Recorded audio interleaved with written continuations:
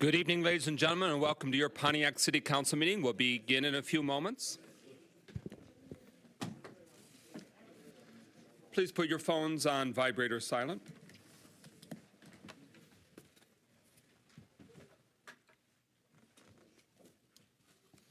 All right. This meeting of your Pontiac City Council is hereby called to order at 6:05 p.m. We give the floor to Councilman Parker to introduce this evening's invocation.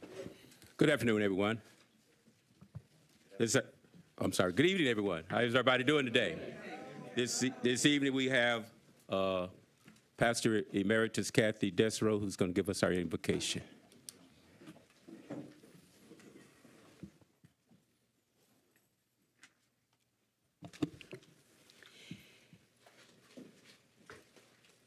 I think I would like to do something that most everybody knows tonight, the Lord's Prayer. And if that is not offensive to you, we'd ask that you join me in saying the Lord's Prayer in thanksgiving for the beautiful day. Our Father, who art in heaven, hallowed be thy name. Thy kingdom come, thy will be done, on earth as it is in heaven. Give us this day our daily bread, and forgive us our trespasses as we forgive those who trespass against us. And lead us not into temptation, but deliver us from evil. For thine is the power and the glory forever.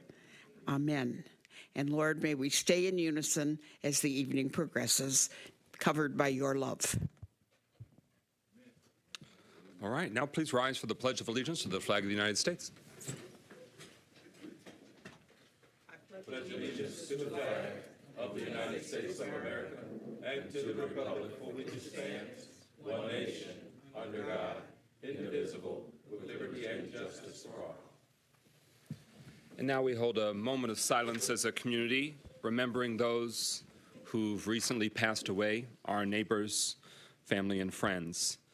The names of those recently shared with us are as follows: Ann Benton, Daryl Broner, Veet Brooks Agboka, Kip Bruton, Dan Guilford, Melissa Hale, Barbara Herring, Albert Jones, Cornelius Corn Jones, John Leake Jr., Roberto Martinez, Juana Mendoza Reyes, Linwood Newcomb, Harry Payne Jr., Eva Pickens, Emily Poland, Eduardo Rodriguez, Reggie Teague, Rosalie Walls, Rick Wheeler, Clara White, and Diane Williams. Please join me as a community for a moment of silence in their honor.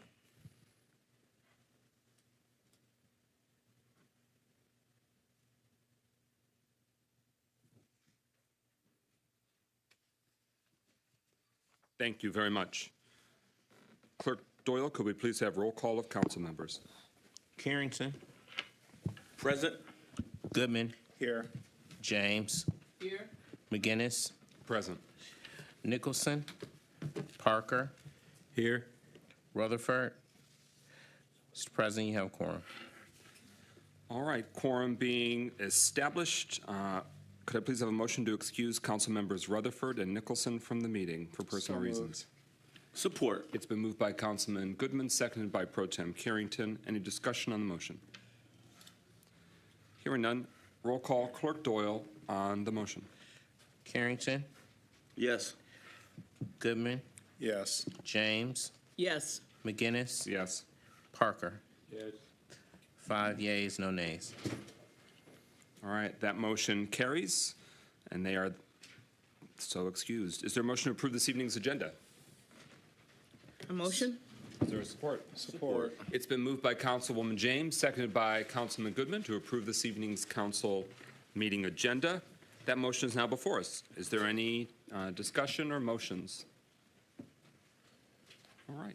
Roll call. Clerk Doyle on adoption and approval of this evening's agenda. Goodman. Yes. James.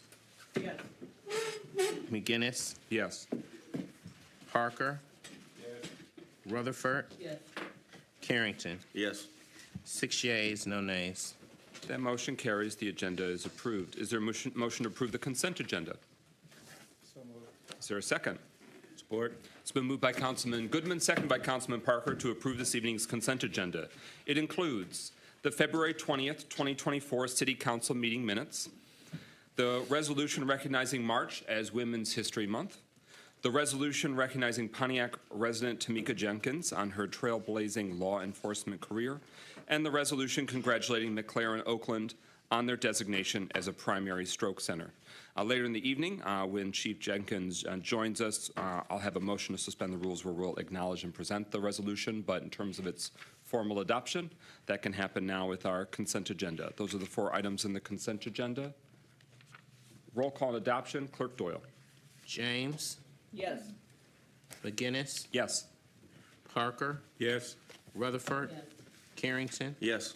Goodman. Yes. 6 yeas, no nays. That motion carries. The consent agenda and those items are adopted. We are now at the first of 4 special presentations this evening, and welcome again to your Pontiac City Council meeting. We hope it's informative and full of deliberation, decision-making, and useful information. We are joined this evening by the Oakland County Treasurer, Robert Wittenberg, who's no stranger to this chamber and providing information to Pontiac residents, and this is in that same vein on preventing property tax foreclosure for Pontiac residents. We give the floor now to our Oakland County Treasurer, the Honorable Robert Wittenberg. Thank you very much. Good evening. You'll want to hit the, Ken's going to help you out to make There it it live. is. All right. All right. Good evening, everyone. Now you can hear me.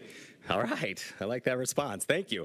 I've been to quite a few different council and township board meetings, and that's the best response I've had so far. So thank you for making me feel welcome.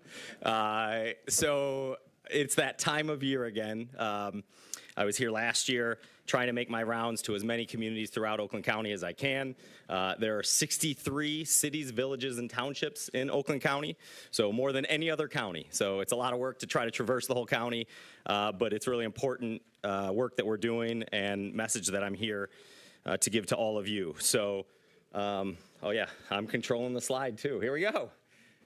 So this just tells you a little bit more about the stuff that we're doing in our office. That obviously it's more than just the tax collection that we do, but in essence we're the banker for the county. But the reason I'm here today is to talk about collection of delinquent property taxes. But it just talks about some of the things we've done, the collaboration. I've met with out of the 63 communities, I went around and met with 59 of the local treasurers. Last year in 2023, just to talk to them about our partnership and how we can be helpful and how we can all work together. So this goes over a little what we do in our office. So don't have to spend much time on this. I know you probably have a lengthy agenda this evening, so I'm going to try to be quick. But the tax cycle, how it works is it's a 3-year cycle in essence. So this year in 2024, the end of March, so it's usually March 31st, but because it falls on a weekend this year, April 1st is the foreclosure deadline. So April 1st this year, anyone that owes 2021 or prior year taxes is subject to foreclosure if they have not paid those taxes or if they have not entered a repayment agreement with our office. And so that's part of why I'm here today. That's the main reason why I'm here today. But give you a little kind of understanding of the work that we do. This is what we did last year.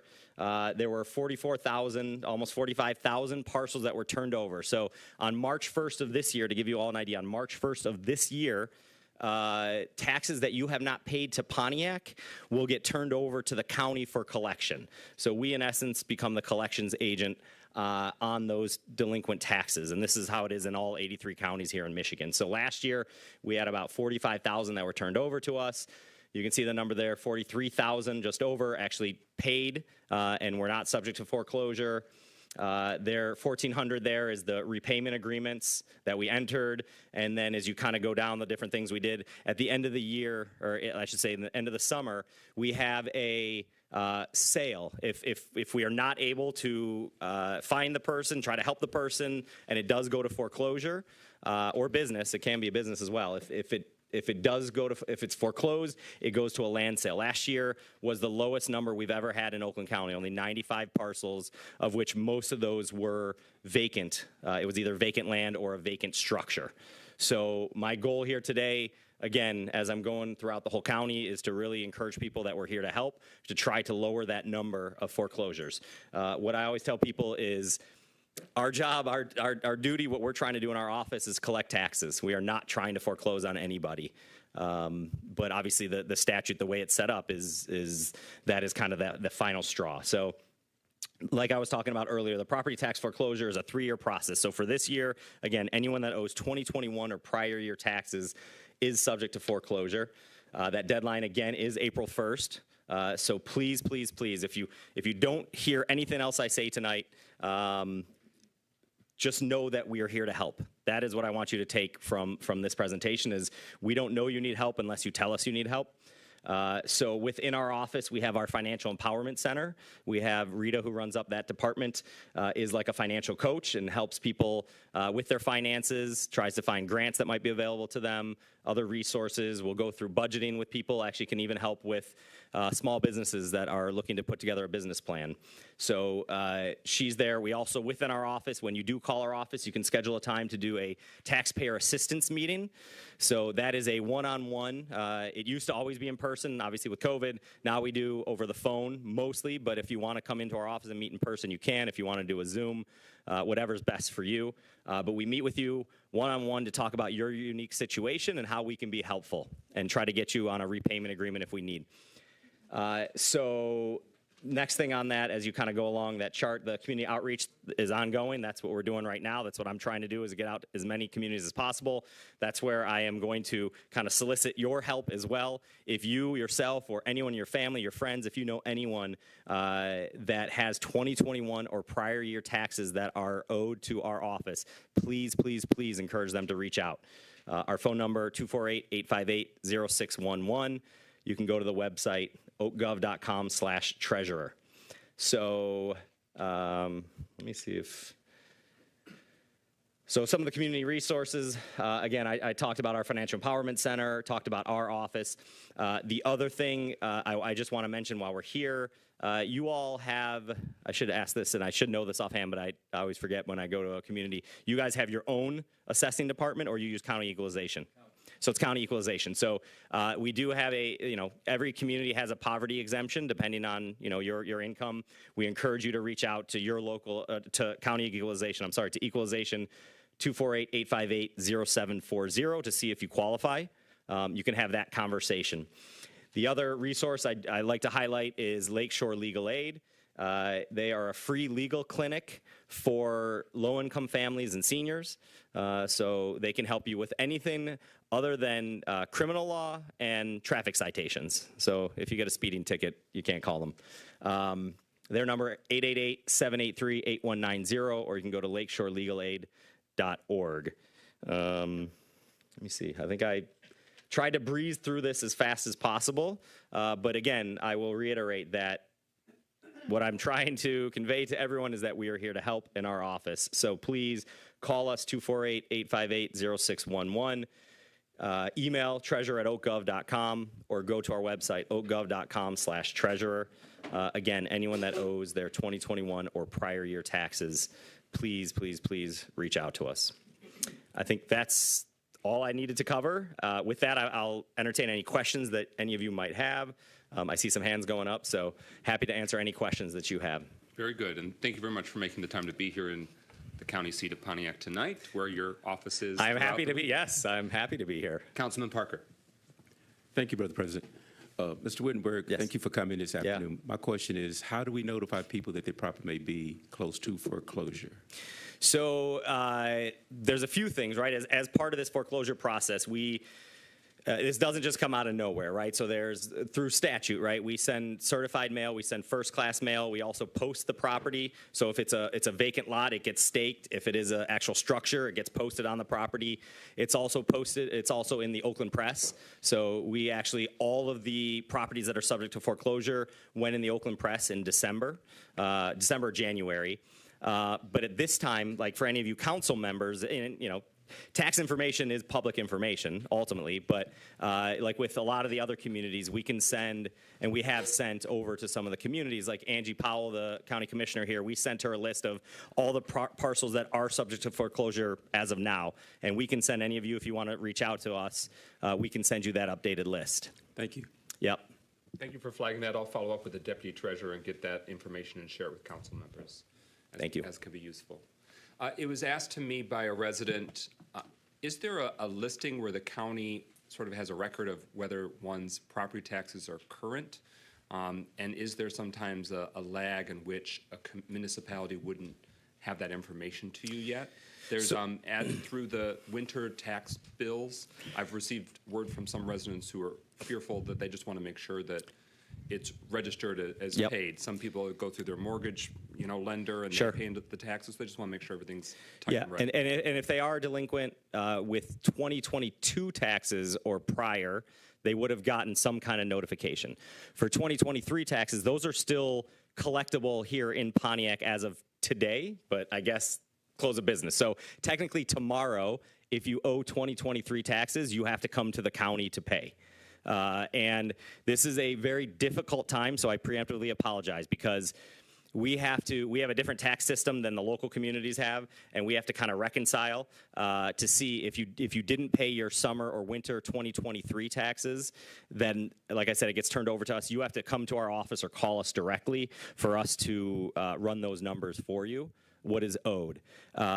As far as if they owe previously, they can call our office. Again, I always encourage people, call our office or come by. But if you had 2023 taxes, if we were talking about this last week, I would say it's here in Pontiac. But again, since it's close of business already, if you did not pay your 2023 taxes, they will be turned over to us tomorrow. Okay. So, and again, checking on that, just please call our office or come by or even send an email to treasurer@okov.com. Thank you very much. Any final discussion or questions? Mayor Grimel, you have the floor. I don't have any questions, but I do want to thank you for your leadership, Treasurer. You've been really terrific in your relatively still new role as Treasurer. It's been a couple of years now, but you've been doing a great job, and I really appreciate this kind of community outreach to try to make sure people can stay in their homes. Thank you for those kind words. Thank you.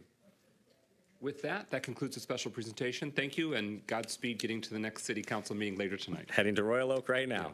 Thank you all for having me. Thank you very much. We are now at number 2 on this evening's agenda. Healthcare training opportunities with CarePro Healthcare Training. Is the presenter, Dr. Brittany Sanders, in the room tonight? All right, you have the floor.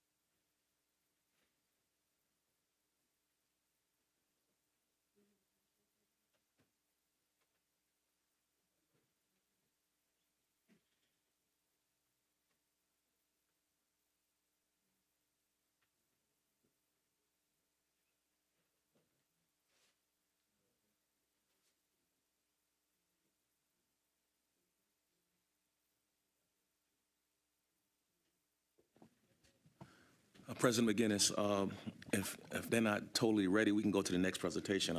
And then come back to that presentation. Do you have a motion? I'll make that motion. What's your motion?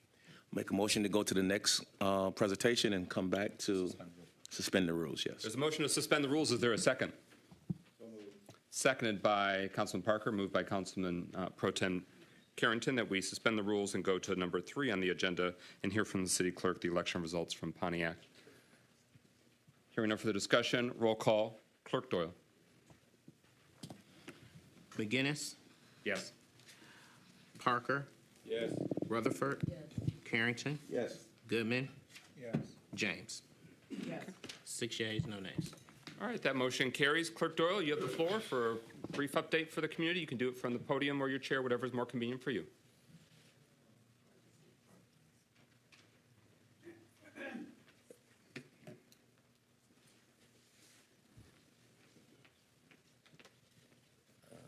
Thank you, Mr. President. So I just want to share with the community the election results from the presidential primary election that was held this past Tuesday. So we had a total of 3,358 absentee voters. So we mailed out 3,948 ballots, of which 3,358 were returned. And the way they were returned, either by drop boxes, we have 4 in the city that were utilized, or by mail, and those are the particular returns. So we had a 85% return rate for absentee ballots. Early voting, this was the first time that Pontiac voters could vote early. That was either at the library or the Waterford Oaks Activity Center, which is the county-wide center. We partnered with the county. So anybody that lived in the county that had partnered with the county could vote at the county-wide center. Our regional site was the Pontiac Library. So 209 people took advantage of early voting. I myself was one of them. So 186 voters voted at the library, and 23 voted at Waterford Oaks. So Election Day, if you could scroll the presentation up a little, Ken.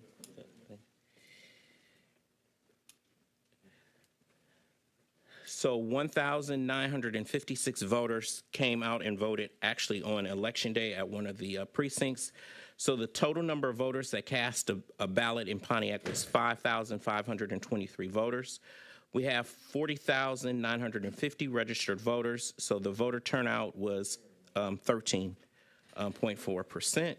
And then those are the results for Proposal 1.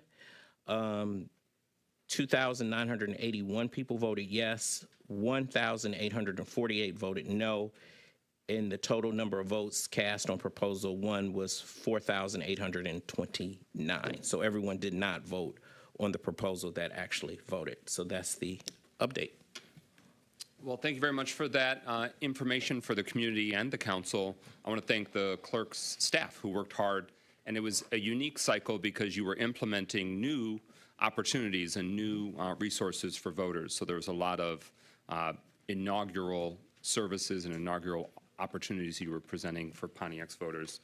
Just as a quick update, the City Council did treat the clerk's staff to some lunch on one of the final voting days, so that way, because they were putting in extra hours, go around the clock. So I just want to say thank you again to you and your team, and thank all the community members who were election day workers for just the one or 2 days for the training and the election as well. Any reflections in terms of the team and their work? Thank you for thanking my staff. They did really work really hard. We worked the entire weekend and well until probably like 1 a.m. On election day, which I guess would have made it Wednesday. Also, thank you to the public library for allowing us to use the library for early voting. And then we used the Pontiac Public Schools. A number of the schools are voting sites. New Bethel Baptist Church is one of our voting sites, and the Salvation Army is another voting site. So thank you to all our community partners. Thank you. Any final discussion on this special presentation? We really just want to get those results to you so that way you could know the latest scoop. Councilman Parker. I just had one real question. Based on your experience, is the turnout about normal for this cycle of voting? I don't remember what the turnout was 4 years ago for presidential primary, but the turnout was relatively low. It tends to be lower, especially if there's not like, well, I shouldn't say an open seat. It wasn't, that many candidates running for president. So. Yeah, I just would have thought since we had a proposal on the ballot that more people would have come out to voice their opinion on that. But it is what it is. Yeah. And the clerk's office did send out a sample ballot to every voter registered household, which informed them of the election too. This was the first time that we had the presidential primary in February, so it was a little earlier than normally it is. It's normally in March, and I think at some point it was actually in April as well too.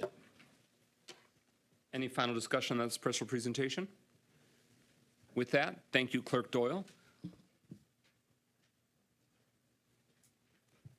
Is the number 2 presentation ready?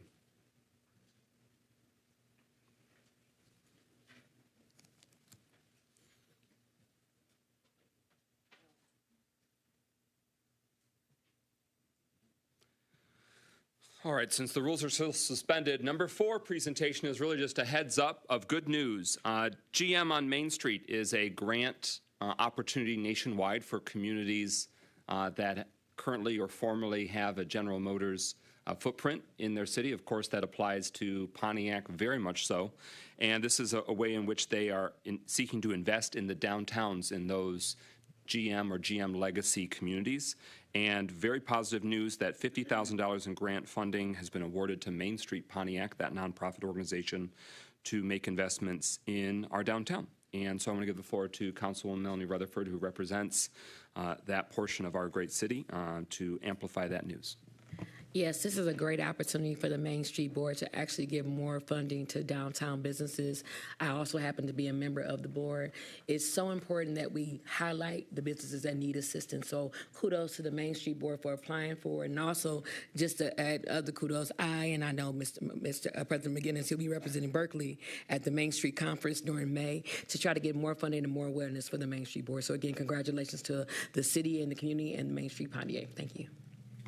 And specifically, there's a green space called Saginaw Green on the north end of North Saginaw. That's one of the targeted areas where there'll be more improvements that this funding that has been secured will result in. And I want to thank John Bry, who's the coordinator for Main Street Oakland County, who did a lot of legwork to get this application in coordination with Main Street Pontiac. Any final discussion on that special presentations? As more of that comes out, we'll keep that information coming, but we just want to underscore that good news for the community. With that, we're at presentation number 2, Healthcare Training Opportunities with CarePro Healthcare Training, and the presenter, Dr. Brittany Sanders.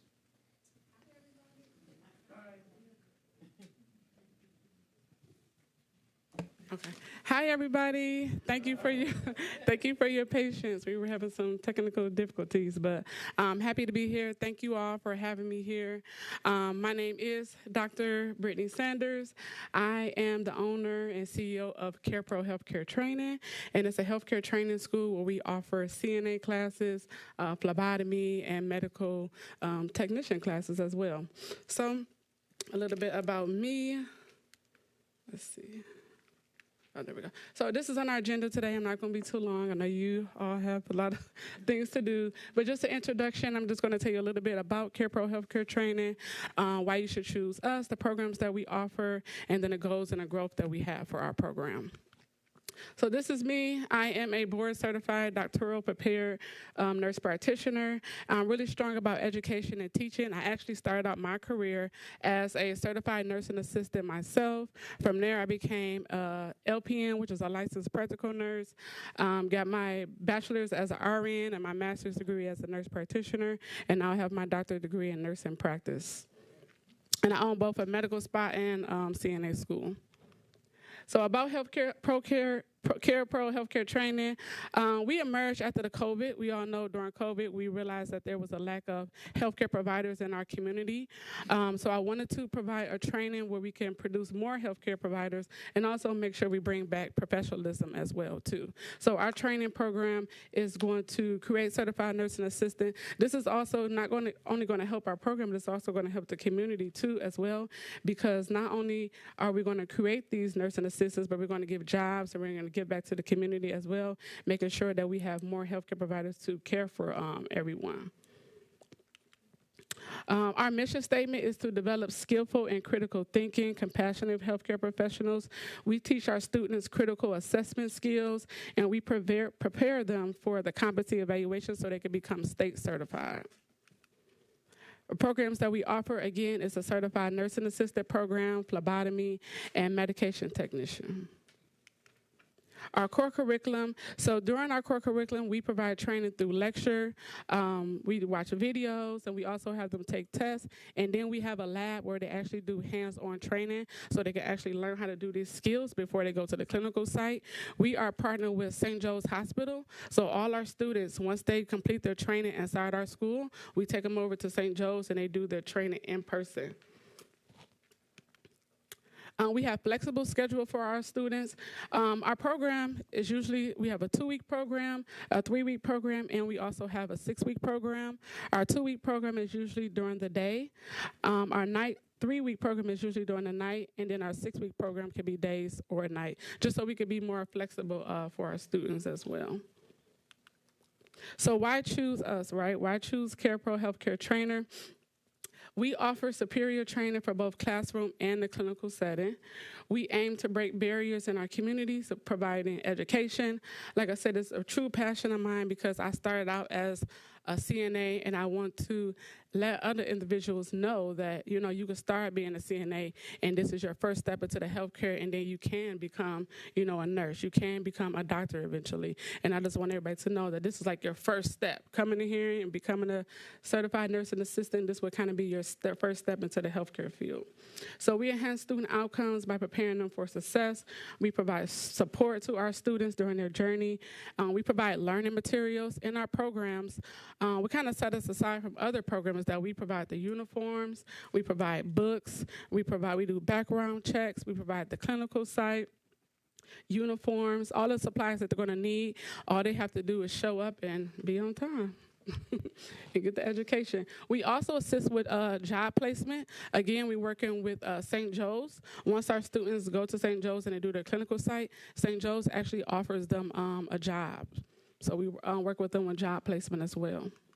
We're also working with Pontiac Promise Zone, where the program is actually free to residents that are in the community of Pontiac. Usually you have to have completed, you have to have graduated in the past 5 years from a Pontiac high school, or if you I think it just graduated from Pontiac High School in the past 5 years, and they would actually pay for you to come to our program. So it's actually free for like our high school students or people who have recently graduated. Alrighty, so according to the Bureau of Labor Statistics, it's saying that in the year of 2020, that the growth is going to increase by 2030 of the number of healthcare professionals that we are going to need. This growth is contribute to the aging population and the increased demand of long-term care services. All right, some of our students' success strategies, we have that scholarship program for them. We help with job placement. We also foster a positive learning environment, and we also provide different support and resources for them as well. Our future goals, so we're a nursing, assistant nursing training program. Our goal is to become a nursing program in the future. And we want to expand to a nursing program and just help them further their education. We also want to get more involved with like community projects and outreach programs too. Here is some pictures of our facility. We have a break room where our students will be able to come and they'll have lunch. We have a vending machine there. This is our waiting room, and this is the entry to the door when they first come in. This is a picture of our classroom setting. We have a picture of our labs, and then that's a picture of our reception area. So nice, clean, positive environment. Look like they're ready to learn, right? All right. All right, so if anybody is interested or knows somebody else that's interested in our program, here's our contact information. I also left flyers on the table here as well as outside if anybody needs to get in contact with us. So we look forward to seeing you all, and thank you for allowing me to come up here and to speak, everybody. Have a good night. Thank you very much, Dr. Sanders. Discussion on the special presentation. Pro Tem Carrington. Yes, thank you, President McGinnis. First, I commend you on starting this particular program. I work in healthcare, so I know it's needed. Just got a couple of questions. So how many students that went through your program and got certified currently, or are you still in the fundamental stages of your organization? So this is the fundamental stage of this program. This is actually my second program. So we moved the location, wanted to expand it and make it bigger. So this is new. So we're still in the fundamentals of it. Okay, thank you. My second question, I know you mentioned the Promise Zone. Outside of the Promise Zone, what is the cost of your program for those that can't get into the Promise Zone? Is it a... So outside the Promise Zone, we also are working with Michigan Works. So we go through Michigan Works as well. And then we're also working on different grants too. My goal is to have the program where the students don't have to pay anything, so to be more accessible to them. So we're working with Michigan Works, and we're working with other grant programs as well. All right, thank you. No follow-up questions. Thank you. Councilwoman Rutherford. Yes, thank you so much for coming, Dr. Britt Sanders. My question is very simple. Do you still have the scholarship program that you were talking to us about Saturday at District 1? Could you elaborate on the scholarship program that you're offering? Yep, so our scholarship program is we're working with the Promise Zone. Okay, thank you. Yep, so that's the program that we have that we're working with them. All right, thank you. Councilman Parker, followed by Councilwoman James. Thank you, sir. You mentioned this is your second go-round for this. What is your graduation rate with the first program? Our graduation rate was, I know we were over 75% for sure for graduation rate, yep. Okay, and you mentioned that you do CNA and phlebotomy. How many of those students actually go to be LPNs or RPNs, do you know? Students, when they come to the program, most of the time they want to be nurses, and this is kind of like their first stepping stone. I would say from our last school that we had maybe about 4 that looked into the nursing program and became, just like I said, I know they're still in school. It takes a while, but I know they did look into the program for sure. And my B part of that, is there or do you offer any incentives if they do decide to go to continue their studies? Oh, you mean like far as like the nursing program or Right. like LPN? Right. Well, at this time, no, we don't have like any incentives, but I would love to get some. Because I do want them to ultimately further their education. This is just like the first step. I want them to go on to become a nurse, get your bachelor's, get their master's, so they can have more opportunities. One more last question. Thank you. Is it a requirement, since you work with the Promise Zone, that they have to be residents of Pontiac? Well, they don't necessarily have to be residents of Pontiac. That's just the scholarship that we have if they are residents of Pontiac. Yeah, so because we work with other students outside of Pontiac, and they may usually go through like Michigan Works to help for payment. Okay, thank you. You're Councilwoman welcome. James. And my question was, when is your next session started, or are these kind of concurrent, as you get students recruited? Yep. So usually we start like every 2 weeks. Every 2 weeks? Mm-hmm. Yep. Because we have our next program that's going to start towards like the middle of March. Okay. And then we'll have one starting every 2 weeks. Okay. Thank Any you. further discussion? Councilman Parker. One last question. I know that the Pontiac High does a similar program. Do you partner with them? Yeah, actually, have been out going to the high schools and see if we can do more partnerships with them. Because I would love to partner more with the high schools, where we could actually bring our school. We could either have the students come to us, like during their, usually they come like for 1 hour, 2 hours. They'll bus will pick them up and take them to our school, or we can actually open up a program inside the school as well. So my goal is to get more partnerships with the schools in Pontiac. Thank you. Thank you. Any final discussion? Thank you very much, Dr. Sanders, for being here this evening and for collaborating with the youth of Pontiac. Thank you. Thank you. Enjoy your night. Thank you. At this time, since we still had the motion to suspend the rules, I am going to have us do a special presentation for the resolution that we adopted. The City Council just moments ago adopted a resolution recognizing Pontiac resident Tamika Jenkins on her trailblazing law enforcement career.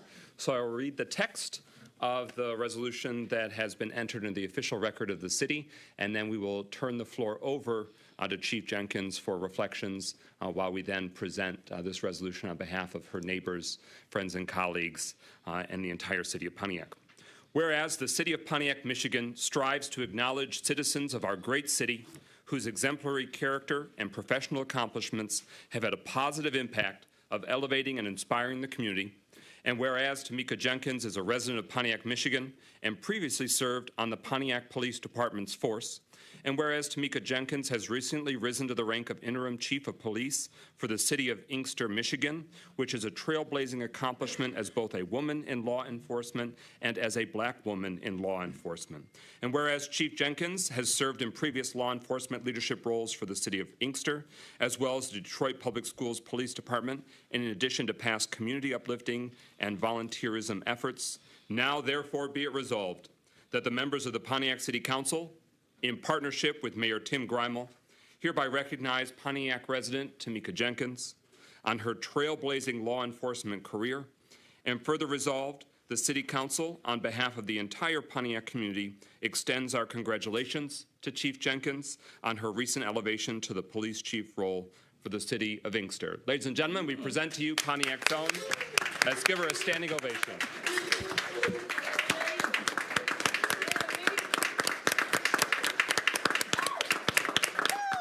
Mr. Martin, if you could activate the microphone. Chief Jenkins, you have the floor. Any reflections, thoughts? The floor is yours. First of all, I would like to thank you all, Mayor, Council, residents, my family's here. I would like to thank you for such a great honor. Like you mentioned, I've been in law enforcement for over 20 years. I won't give the exact number, but it's been a long time. I started my career with the Pontiac Police Department, where I served gracefully and fearfully. I love my city. I love being a resident here. I was born and raised in the city of Pontiac. I raised my children in the city of Pontiac. So this is a great honor for me to be able to stand before you for such a great honor. I thank you. I do not take it lightly. I have my work cut out for me, but you know I'm built for it. I was born in Pontiac and raised, so I'm built for what's to come. And I just want to thank everyone. Thank you. Thank you. Do you want to acknowledge your family that's here with you tonight? Yes, I have a lot of them here. And listen, so I sent them the message probably about an hour ago, and I'm like, okay, let me see how many I can get to come out. So I have cousins here. Can my family just stand for me? Most of you are already standing. I have my cousin here, like 3 or 4 of my aunts here. Denise and I, she's my kid's stepmom, so I love her dearly. Former co-worker, I have my daughter here, Shakari, Lamika, my cousin, my aunt Renee, and my mom is here. She just walked in the door. And my niece, and my brother is here.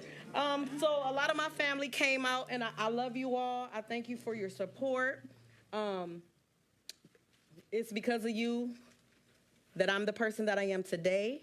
I appreciate everything that you all do for me, especially the support, because this has not been an easy ride, right? It's been over 20-some years. When I got into law enforcement, my children were very young, so having that family support was very important. I have one of my lieutenants here. She lives the closest, so she's the only one I told, so she came over, Lieutenant Lebo. And again, I just want to thank you all. This is such an honor. If there's anything that I can ever do for anyone, please reach out to me, and I'm always willing to help. Again, thank you all. Thank you very much. What we'll do, Chief Jenkins, what we'll do is a group photo with you presenting the resolution with the mayor and all of City Council. This night, it might be fun if we all gathered at the podium, and Director Bridges can take the photo from here because it can show the community, the groundswell support. Your family members can gather in the photo as well. I just want to point out, today is the last day of Black History Month, and tomorrow embarks Women's History Month. The City of Pontiac and the City Council wants to make sure we recognize Pontiac community members from the African American community and our women in the community in these respective months, and you are worthy of commendation and celebration with your trailblazing career both months. So here you are on Leap Day, transcending both Black History Month and Women's History Month. So we're going to do it there. We'll join you up at the podium now.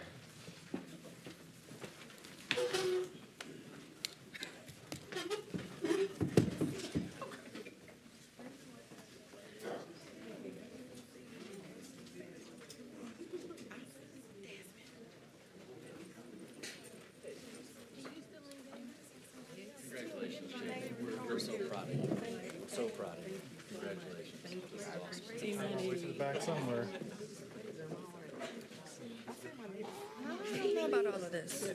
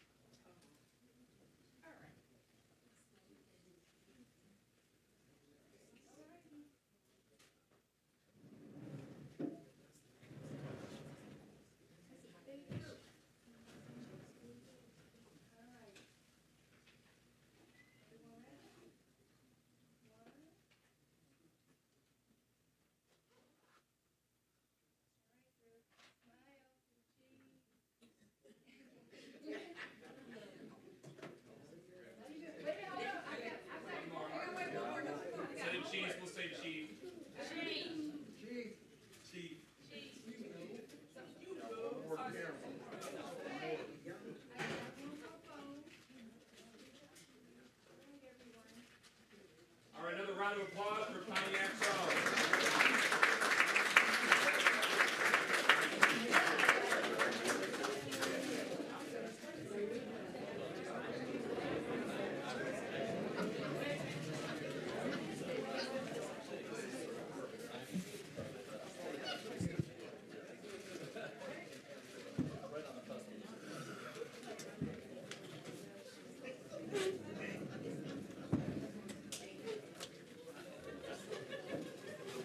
Thank you all. We're continuing with the meeting. So if you want to shower love and adulation on Chief Jenkins, you can do so in the hallway or downstairs. We will proceed with this evening's meeting. The next up is recognition of elected officials. This is an opportunity for those currently holding office in our community to give an update from their position so they can amplify to the Pontiac community. Are there any current elected officials that wish to be recognized this evening? All right. Hearing none, we are now at agenda address, which is an opportunity for community members to speak on items on the agenda before it comes up. As just a housekeeping note, next on the agenda after that is number 5, adoption of an ordinance to amend the City of Pontiac Municipal Code that includes human rights protections and prohibiting housing discrimination based on source of legal income. And I just want to flag for everyone, while this second reading is coming up tonight, the City Council isn't intending to do the final vote tonight. It's just continuing the research, review, and community feedback. So we welcome your feedback, but I just didn't want folks to think that this was the final chance, final bite at the apple. All right. With that, Pro Tem Carrington, agenda address. Thank you, President McGinnis. Ms. Florence, is it Edifie? Etifie. Florence, okay. And what item that's on it? What item on the agenda that you're speaking about? You'll want to go to the microphone. You'll want to go to the microphone. She said she don't want to speak. Oh, okay. Very good. Thank you. Mr. Ken Moses.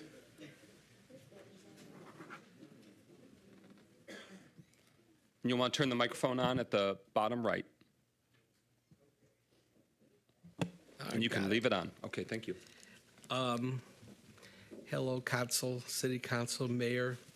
I'm glad I got this opportunity to talk to everybody about the proposal that is on the agenda about how landlords are going to be treated as far as the Section 8 program is going on. So I'll begin. This is some food for thought. It's not the Section 8 recipients that are broken.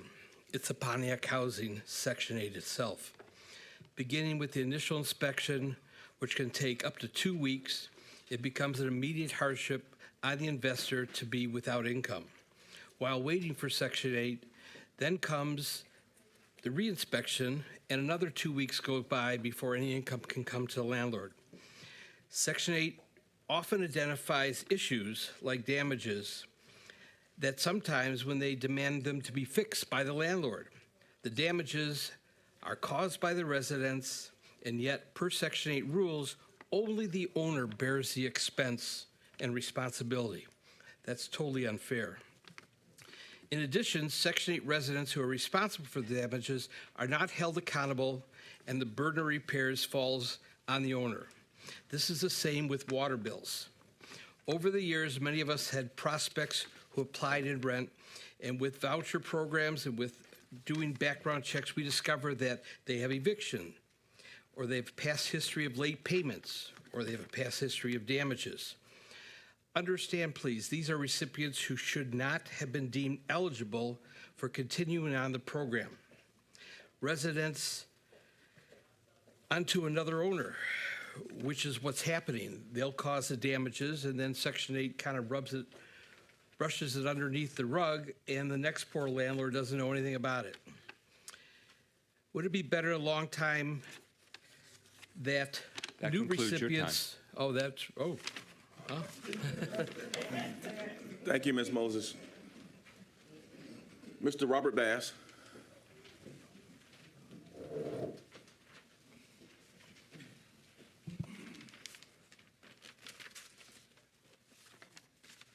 Good evening. My name is Robert Bass. I'm the president of Assistant District Council located in District 1. And I concur with the previous speaker. but I too want to speak to number 5 on the agenda, as well as number 6, and hopefully I can get through and mention a couple of others. However, with this Section 8, it's not mentioned in the description of what the ordinance says, and this ordinance is for housing discrimination, and that's what the ordinance is. But it's my understanding through reading report that the Section 8 is going to be stretched over the whole city.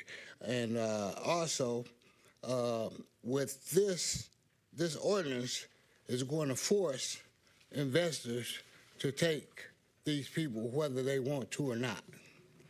That's what the ordinance does. And then as I move down to number 6, this is the code enforcement. And in the description of the code enforcement, they pretty much will be the overseers of the residents as well as the investors and those that want to rent homes by signing the registry and whatnot, which makes it difficult. You got 2 different type of people that will be investing. And I don't think that in your due diligence that you covered the fact that we have been here before. And this was devastating to us before. We're sitting in a box now that we haven't gotten out of. And I don't think that at this point that the council has really looked at that. I know the mayor has, because the mayor alluded to it in the report that was given. Oh, that's my time. I'm sorry. Thank you. Thank you, Mr. Bass. Dr. Deirdre Waterman.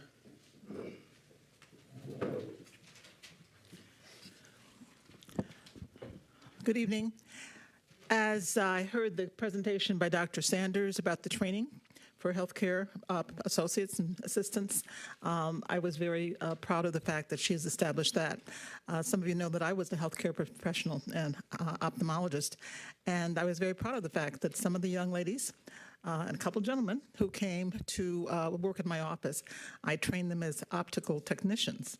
And I said to them, if you go ahead and pursue your education in nursing, and I made that pledge, that if you go as far as a PhD, I'll come wherever you go to your graduation. And I did. I kept that promise to several of them who went on and got their PhDs, including one as far as the University of Columbia in Columbia, Missouri. So that is very proud, and I was very proud to have people who go on, who use that as an inspiration to start in my office and go on and become very esteemed healthcare professionals. So we like to have that effect on our young people as they go on to other sites. But I did want to speak to, I believe it's number 11 on the agenda, and that's the one concerning, it says a resolution to approve the city sale of properties on Orchard Lake. And I don't know who put this on here, but, you know, the charter requires that there to be a public hearing before there's any sale or exchange of city property. So I don't know who did this, and it's done differently than other resolutions. It says discussion, but that's true of any resolution. Once you put it on the agenda, you discuss it.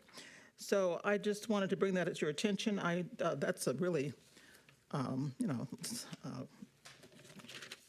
telling error. You certainly owe it as an obligation to the people and the community to have that public hearing, especially something that's as novel as this is, that people have a right to know what that is and to see what's happening in their neighborhood. And that's where I will leave that. Thank you, Dr. Waterman. Ms. Denise Harris and Aaliyah Sharp.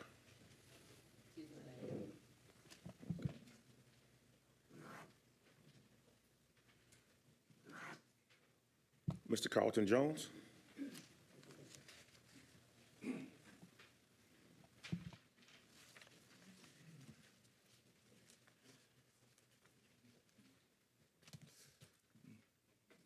Yeah, good evening. Once again, very pleased to see residents coming out, people concerned about issues. That's always what makes our city run better. A couple items on the agenda that I want to be able to speak to. That number 5, dealing with the housing issue. I'm trying to really figure out this legal income. What we know, what we have here in our city is we have a low-income city. And we've been trying to do everything with workforce development to try to raise the income. Now, I've been out to some areas, and I'm hearing what this right here is opening the door up is for Section 8 from anywhere to come to Pontiac. That's what I'm hearing. I'm not quite sure if that's right, but once we're putting this in place, any Section 8 anywhere can come to Pontiac. And I don't have anything against Section 8, anything people need some assistance, but I do want us to be able to promote that we can have some viable, high-paying, high-demand people in Pontiac that may not require Section 8. So I just want us to be able to keep that in mind, that we don't think that we're going to just attract all people who need assistance to Pontiac. The other thing that I want to speak to is I see on agenda number 8 about the master plan. Master plan, I commend the council for asking about it. I truly do. And I'm seeing that there's an RFP out, and I think, council, you need to take a good look at that RFP. I'm not quite sure who all put that RFP together, but it needs to be really looked at because I think it's flawed in some way how it's put together. I'm quite familiar with the professional people it takes for a master plan, and some of the areas inside there, you don't tie them together. So, council, take a good look at that before we push forward with that. Thank you. Thank you, Mr. Jones. Mr. Lowe Jacobs. Could be Al Jacobs. Al Jacobs. Okay. Miss Kathy, is it Homick?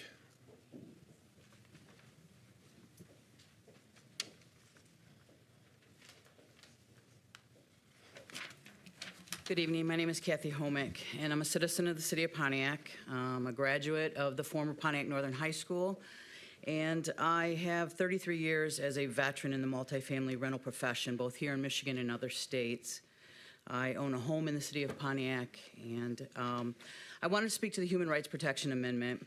I believe this process is moving too quickly. I don't believe that there was any or enough industry professional involvement in the writing of it. I think it needs to be paused. I think it needs to be reviewed and reconsidered. The current drafting is unclear with regard to the income. I would agree that while the forms of income listed in here are monetary, it's unclear in the drafting that the objective should be to consider the recurring income of these sources and not the lump sums, and that's not clear in its writing. You have to understand that landlords are underwriting unsecured lines of credit for in excess of $10,000 on a 12-month lease, and they should have the right to establish regular recurring sources of income. My other issue is the valuation of the voucher itself. The proposal states that it will value a voucher at 3 times its face value. The problem with that is you're overinflating the monetary value of the voucher and the third-party payment, and it seems fiscally unfair and dangerous.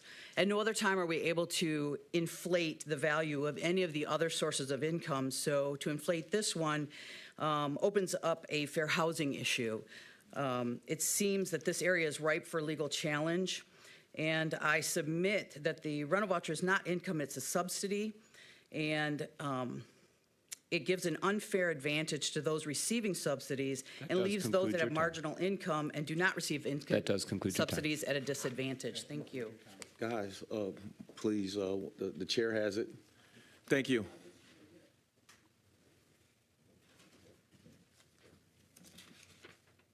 Ms. Darlene Clark, what item? Thank you.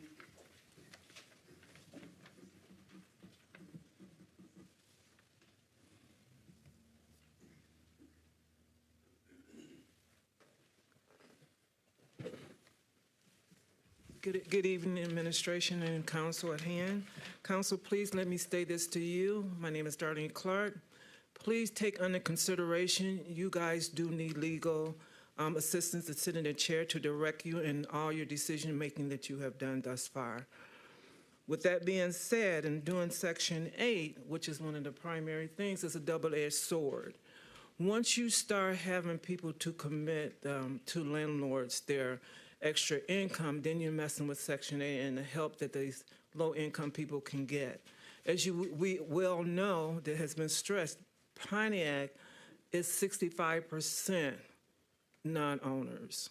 So that's going to put these Section 8 elderly people, retiree, disability people at a disadvantage. It's going to make them where they're going to be knocked off, because extra income declared to landlords has to be declared by the state and on their taxes and directly to Section 8, and they may not qualify with that extra income. And with number 6, the residents need clarity on number 6. You have one word in there that says all residents for registration. Now, when you say all, you're saying the entire 60,000 people in the city of Pontiac. And with that being said, they need a more information as to the limitation that you're putting on there. There's people who own more than one home and having family members in those homes. So once you, again, you're opening yourself up for lawsuits and for number 5 and for number 6. And once again, you need to have legal advice sit in that chair to help guide you where you need to go. Thank you, Ms. Clark. Ms. Gloria Miller, what items? 5 and 6. Thank you.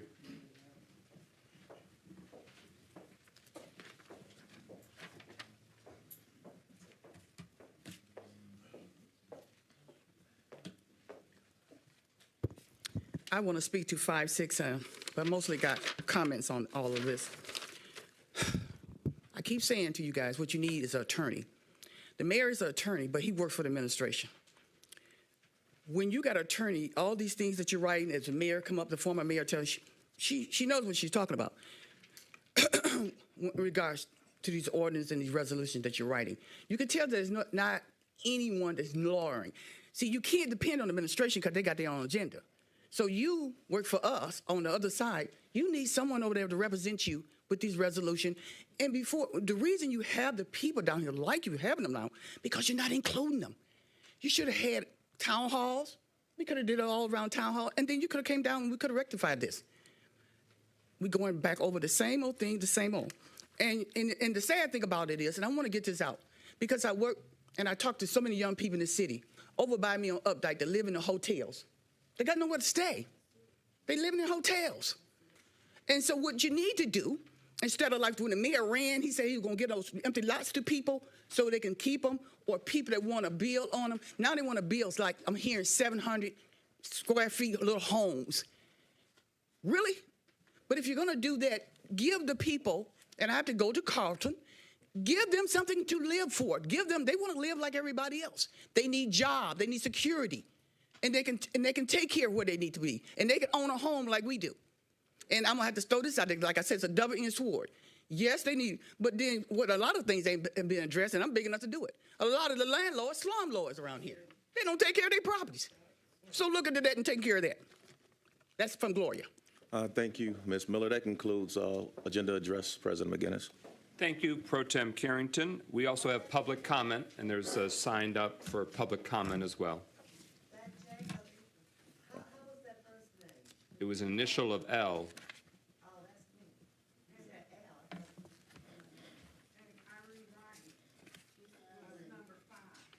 You're number 5 on public comment. This is agenda address. Yeah, we just had agenda address. You did sign up for public comment, Ms. Wright. Okay. It's Pro Tem's call. Yeah. Yes, I know you've been out for a while, so.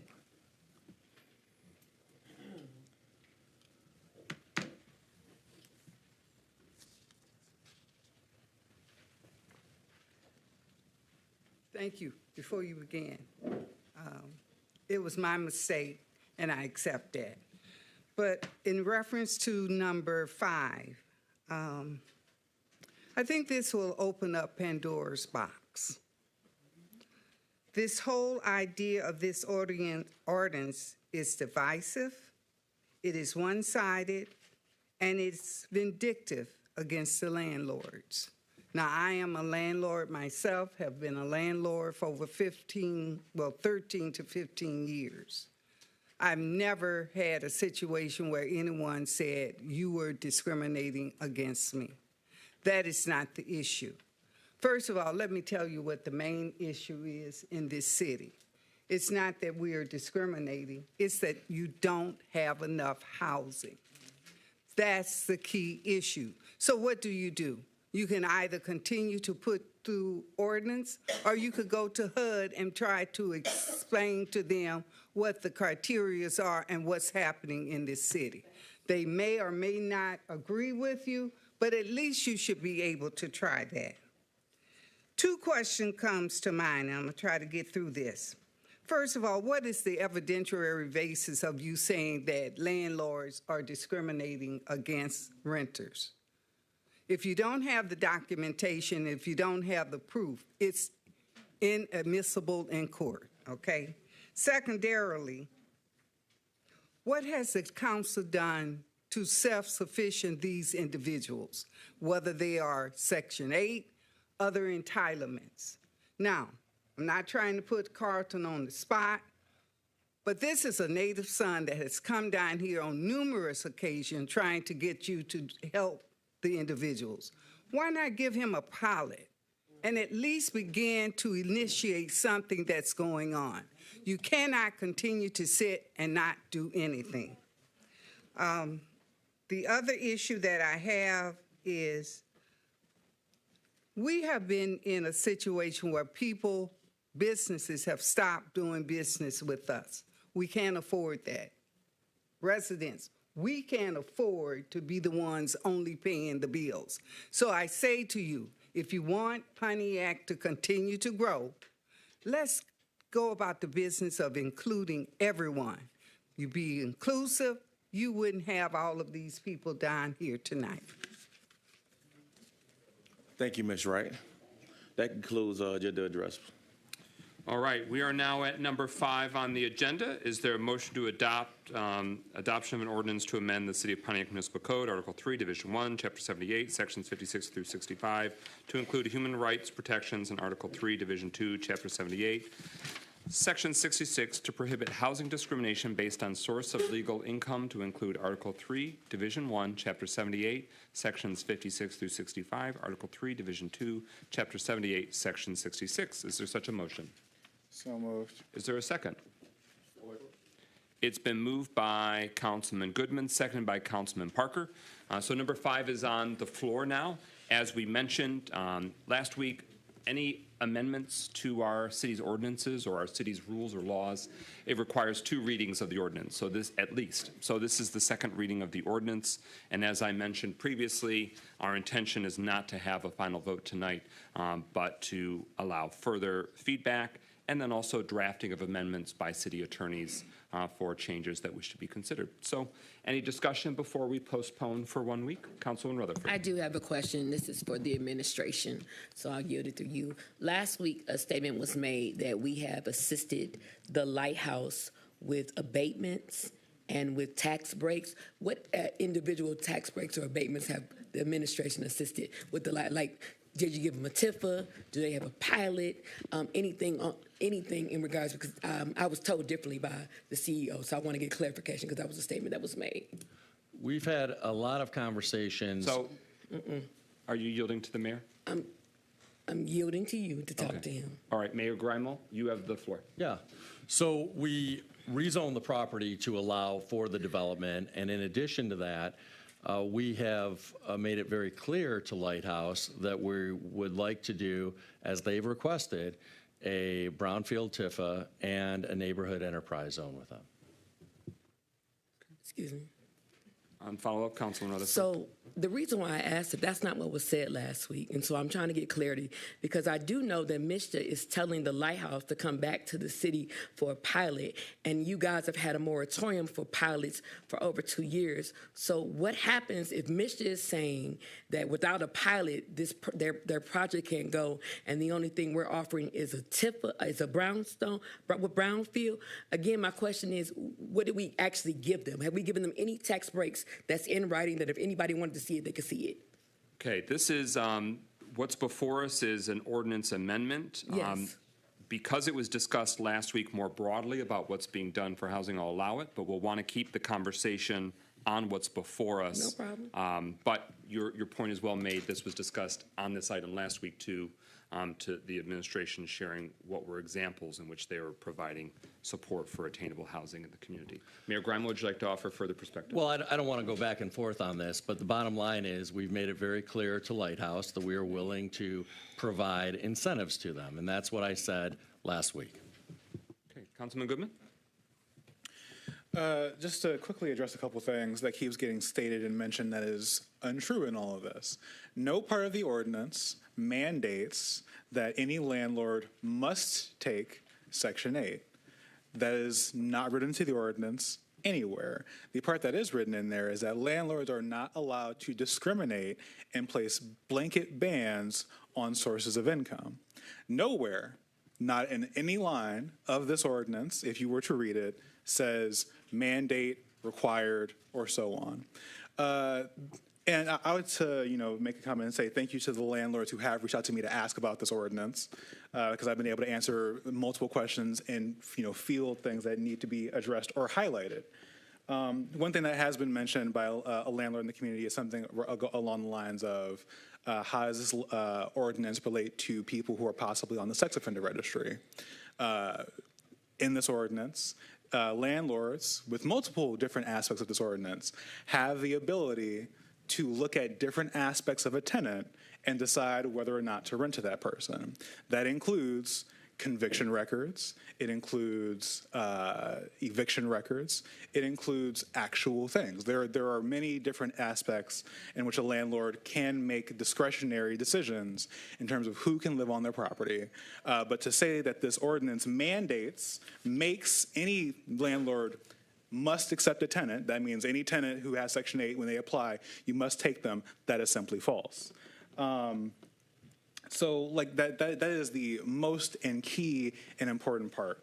To mention the legal aspect of this, there are, again, minimum, I believe, 14 different municipalities in the state of Michigan who have this ordinance. So that would mean that the legal resources available to not only the city of Ann Arbor, the city of East Lansing, the city of Ferndale, the city of Royal Oak, must all be entirely incompetent to have not caught any problems that these ordinances must have, because these are made up with the acknowledgement and knowledge of these existing ordinances. Included in that, there is also 23 other states who have a similar ordinance with much of the same language. So again, I would assume that the multiple federal district courts that have these states in their jurisdiction has had some discussion around this. There are multiple cases currently around sources of income, including a woman in Ann Arbor that is tied to their non-discrimination ordinance when it comes to source of income. And then last but not least, again, to have the discussion about if this is legal or if this is usable or if this is doable, the state of Michigan currently has 2 separate bills that obviously must be put through legal scrutiny and also wouldn't be done if it had not been researched multiple times extensively, also including source of income, which means that we also must believe that the state law department is incompetent and not able to look over laws and legislation and the such. So I would highly recommend that people who are interested about this ordinance or want to hear more, please read the ordinance. Contact myself, the person who has been heavily pushing for this. Some have taken advantage of the ability that I am very easy to talk to when it comes to things about housing. Reach out to the many different organizations, including the one with Steve Tomkowiak, who has had to deal with these ordinances in multiple different cities, who has explained how these ordinances are and why they exist, and the fact that many landlords, some of which who may be in this room, have properties in cities who have the same exact ordinance. I believe that covers a lot of the bases. Again, I welcome any questions, any chance to explain this ordinance, and also to some things that were brought up at the last meeting. City Council, along with the lawyers, are looking at language changes to the ordinance to make things a bit more clear for the landlords, for the residents, and so on and so forth. So it's not that we're not listening to you. We are, and we're working on it, hence why it is being postponed for a week. That way we can continue to work on the language and create an ordinance that is truly strong for the city of Pontiac. Further discussion? She's already spoken for her first time. So for her first time, anyone want? Councilman Parker? Thank you, Brother President. I would ask that if we are working on the ordinance, that we allow an opportunity to review the ordinance and probably hold some town halls with some of the landlords before we vote on the ordinance.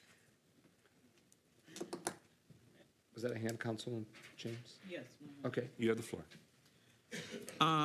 Yeah, that would, but you've already said that we're not going to vote tonight, but yes, I would concur that as this ordinance currently stands, I don't think that it's ready to be approved. I think the concept is valid, but I think there's a number of things, and I've got a list of things that I wanted to go over, but I do support us getting some, I think somebody used the term industry professionals and people who just know the system to really get together and let's try to work out some of the details of this. I think from what I've heard, this is not really intended. This ordinance, to me, is setting a baseline for human rights to say that you can't just take a group, you can't group people and say, we will not rent to this group. It's a baseline ordinance. It cannot and does not address the multiple inequities with the Section 8 system. It's not going to fix all of that. But I think those issues are valid, and certainly they do need to be addressed. So this is not something we have to do immediately.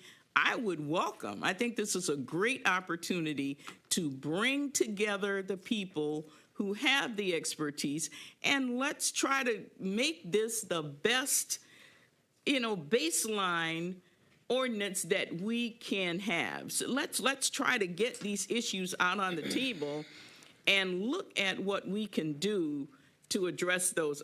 Some of the things that came out, I would love to see council even reach out to Section 8, in terms of some of the issues that have been brought up. We could do a resolution around this because some of this stuff needs to be addressed. But it doesn't have to be addressed in this, or this is a baseline ordinance that establishes the basic human rights of these various groups that it's talking about. But my point is, I would love to see us hold some kind of it doesn't have, an engagement meeting. It doesn't need to be a fully public, but definitely should include some industry people and some community people to talk about how can we make this ordinance better and more effective for the city of Pontiac.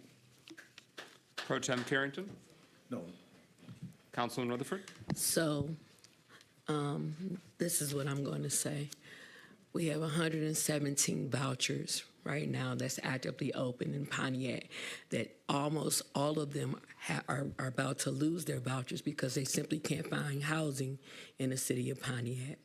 Some individuals tend to think that that's not a big issue, but to get a voucher only to lose it because a landlord won't allow you to rent is an issue. Secondly, this administration keeps saying that they're doing so much for housing, but I don't see any new housing being built. I don't see any new housing coming out. And then last week, and the reason why I'm bringing it up because it's important to point out facts. There has been no things done for the organizations that I talked about, but not only that, there's been no new houses being built. And so we could talk about how we need to have these industry people, but what about the people that have their vouchers right now that are going to lose it because they simply can't get housing in Pontiac? That's a real issue. And the reason why I know is because I sit on the Pontiac Housing Commission. And there are people, after 120 days, your voucher expires. After 120 days, you get 3 extensions. That's truth.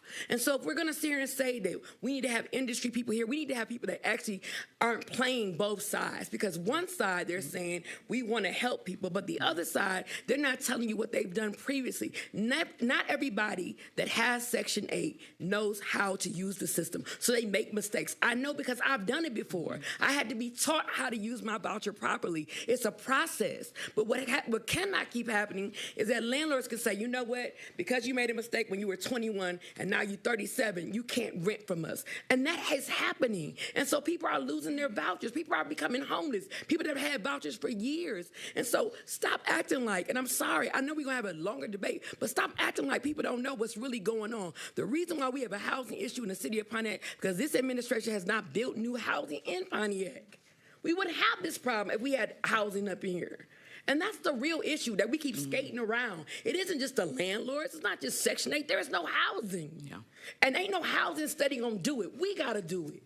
Because they have forgot that this council has the power to give out pilots. And I wish y'all listen to me when I say that. Because if we're waiting on this administration to give a pilot, they ain't giving out nothing. And meanwhile, people that live in our districts are going to lose their vouchers, are going to continue to be homeless, and going to have to do whatever they have to do to survive. And we need to think about the whole picture of it and stop sugarcoating, because that's really what it is. There's no new housing in Pontiac. None. And that's facts. And to continue that thought, a great concern to City Council is that there are a number of long-standing complexes where their payment in lieu of taxes or pilots are set to expire. And what will happen to the sometimes thousands of residents? What impact does that have on the Pontiac housing market? But also, what does that have just from a human scale, where it could be thousands of families that would be immediately priced out or that have moved to market rate? So it's a really strong concern that City Council is very eager to make sure that we're being as proactive as possible on. And that's part of what leads to our next item on the agenda when we get to it. Is there any further discussion on this item before we consider a motion to postpone? Yeah. Councilwoman James. I want to just quickly, if you don't mind, go over some of the things, or should I give them to Councilman Goodman? It's your call. We can circulate it to City Council members and then the City Attorney so they can incorporate, possibly resolve them in the amendments that they're drafting. Okay. Yeah. When are we going to see those amendments that are being drafted? My understanding is that the law director is reviewing or will be reviewing them. So as soon as they've passed the muster with the city's law director, then we can circulate them early on. It doesn't have to wait for the council packets. We can get that information earlier. Okay. But also it'll be impacted if there's a motion to postpone. Is it for 1 week or for 2? That'll determine in part, the timing of everything. Okay. Any further discussion on the motion before us? All right. Is there a motion to postpone for either 1 week or 2? What's the pleasure of the council? 2 weeks. Yeah, I was going to say postpone for 2 weeks. It's been moved by Councilman Council Pro Tem Carrington to postpone for 2 weeks, supported by Councilman Goodman. The motion now before us is, shall we postpone for 2 weeks? Okay. It's not part of the motion, but obviously with the feedback from multiple council members, they'd like some further engagement with community and stakeholders. All right. Hearing no further discussion, Clerk Doyle, the motion before us is postponement of item number 5 on the agenda for further deliberation at the City Council meeting in 2 weeks. So usually we don't happen Thursday nights. This is because the election was this Tuesday. So a postponement tonight would mean the Tuesday, March 12th City Council meeting. So in 2 weeks' time-ish. Clerk Doyle, roll call on the motion to postpone. Parker? Yes. Rutherford? Yes. Carrington? Yes. Goodman? Yes. James? Yes. McGinnis? Yes. 6 yeas, no nays. That motion carries. It'll be back at the City Council meeting on Tuesday, March 12th. We're at number 6. Is there a motion? Excuse me, I have another motion. Okay. For this particular one, I'd like to make a motion that we schedule a public engagement session for item number 5. Okay. I'll take that as a motion to suspend the rules to take up a resolution to that effect. Is there a second to suspend the rules? Support. Okay, it's been moved by Councilman James and seconded by Councilman Goodman that we suspend the rules and take up a resolution to accomplish that goal. And so it will read, be it hereby resolved that the Pontiac City Council shall hold a community engagement session regarding the proposed ordinance changes prior to the next reading of the ordinance at the March 12th City Council meeting. Is that satisfactory to you? Yes, but I also like clarification as to, from administration, of who could possibly set that up, because we haven't had planning up here. Apparently, is that, who's leading this? I mean, It's been initiated by the Pontiac City Council. So we can have the City Council staff run point on the scheduling of that. Okay, all right. Anything, I saw your hand, Mayor, or is there anything further you want to say? Well, if City Council staff is going to do it, that's okay by us. I was going to offer that certainly our communications team could do it. I was also going to note, though, that we've really only got a week and a half between this meeting and the meeting that it's being postponed to. So it'll be tricky, I think, to give sufficient time to get the word out about that public engagement session and then to hold it before March 12th. Okay, the motion before us is the resolution calling for the community engagement to take place on the proposed ordinance amendment prior to its consideration, further consideration by City Council. It doesn't have to say the date. But so is that your motion, Councilwoman James? Yes, okay. and I don't think it would be a problem, look at the audience to see that the interest is there. Okay. So I'm sure that when we, whatever date we publish, that we will get the participation. Okay. Is there a second to her motion? We need to first vote on the motion to suspend the rules. Oh, okay, I apologize. So the motion to suspend the rules, I've just been going over my skis here on that one. All those in favor through the Clerk Doyle's roll call on shall we suspend the rules to take up this resolution? Want me to call a roll? Yeah, okay. Since our rules require it. Okay. Rutherford? Yes. Carrington? Yes. Goodman? Yes. James? Yes. McGinnis? Yes. Parker? Yes. 6 yeas, no nays. Okay, so the rules are suspended, meaning we already adopted our agenda. This wasn't on it. This is saying the council is consenting to it being considered now. Councilman James moves for the adoption of the resolution calling for that community engagement session prior to further consideration. It was seconded by Councilman Goodman, and I'll provide that in writing to the clerk for the record, and it'll be in the minutes for consideration at next week's meeting. Any further discussion on that resolution calling for community engagement? Hearing no further discussion, roll call Clerk Doyle on that resolution. Carrington? Yes. Goodman? Yes. James? Yes. McGinnis? Yes. Parker? Yes. Rutherford? Yes. 6 yeas, no nays. That motion carries, and so with that, we're going to have a community engagement session, and it'll take place before March 12th, and our next meeting is this coming Tuesday night, March 5th. We will have that set well in advance, so at that March 5th meeting, it can be announced and published in the agenda, so that way you can plan accordingly, in addition to us communicating it through other channels. All right, we're now at number 6. Is there a motion for a... So moved. Is there a second? It's been moved by Councilwoman Rutherford, seconded by Councilman Parker, for adoption of an ordinance to amend the City of Pontiac Municipal Code, Article 6, Chapter 22, Division 7, Sections 801 and 806, to include the requirement of all housing structures to be registered with the City of Pontiac if occupied by persons other than the owner, to include Article 6, Division 7, Chapter 22, Section 801 and 806. All right, so that was read last week. We had the first reading.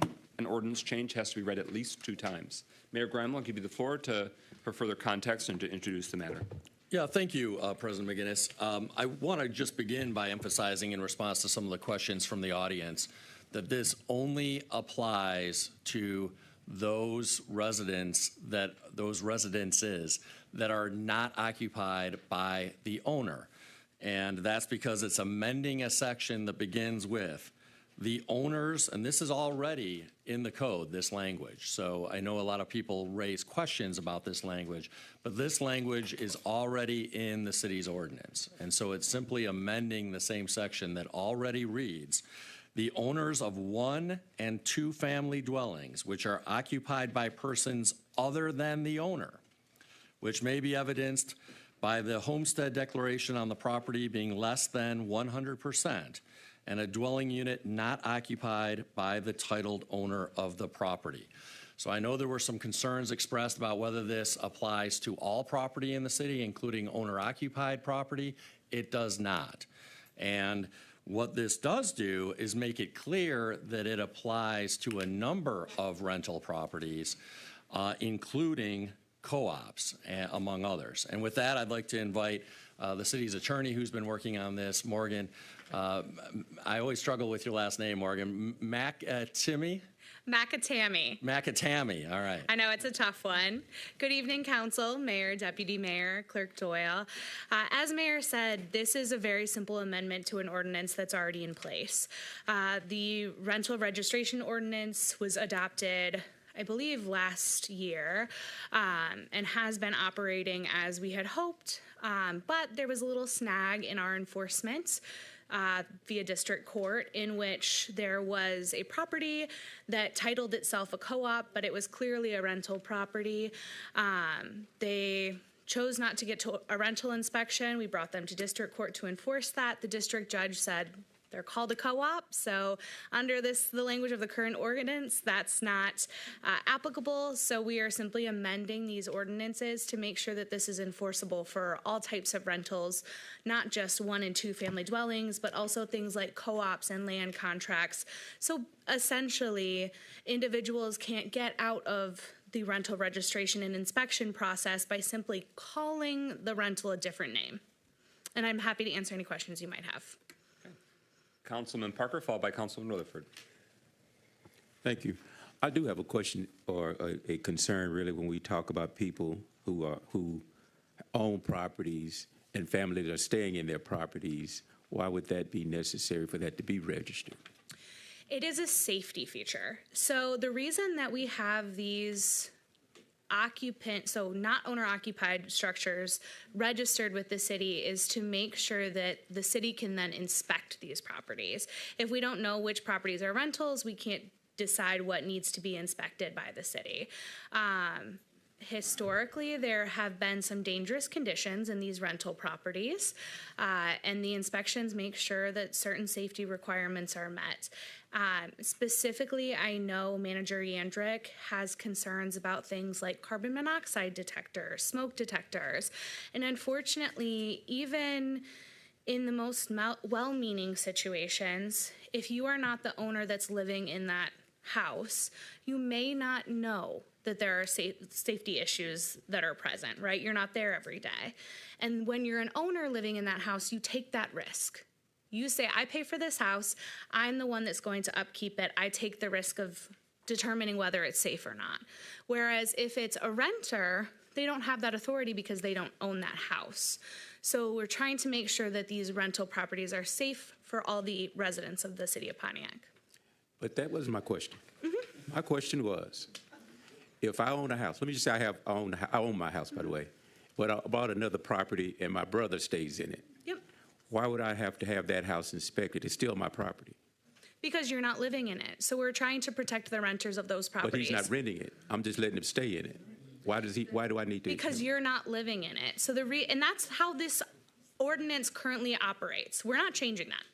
That is not being changed by these amendments at all whatsoever. I will say you're not required to pay the inspection fee, or you're required to pay the inspection fee if you own it and you don't occupy it, but you're not required to pay the registration fee.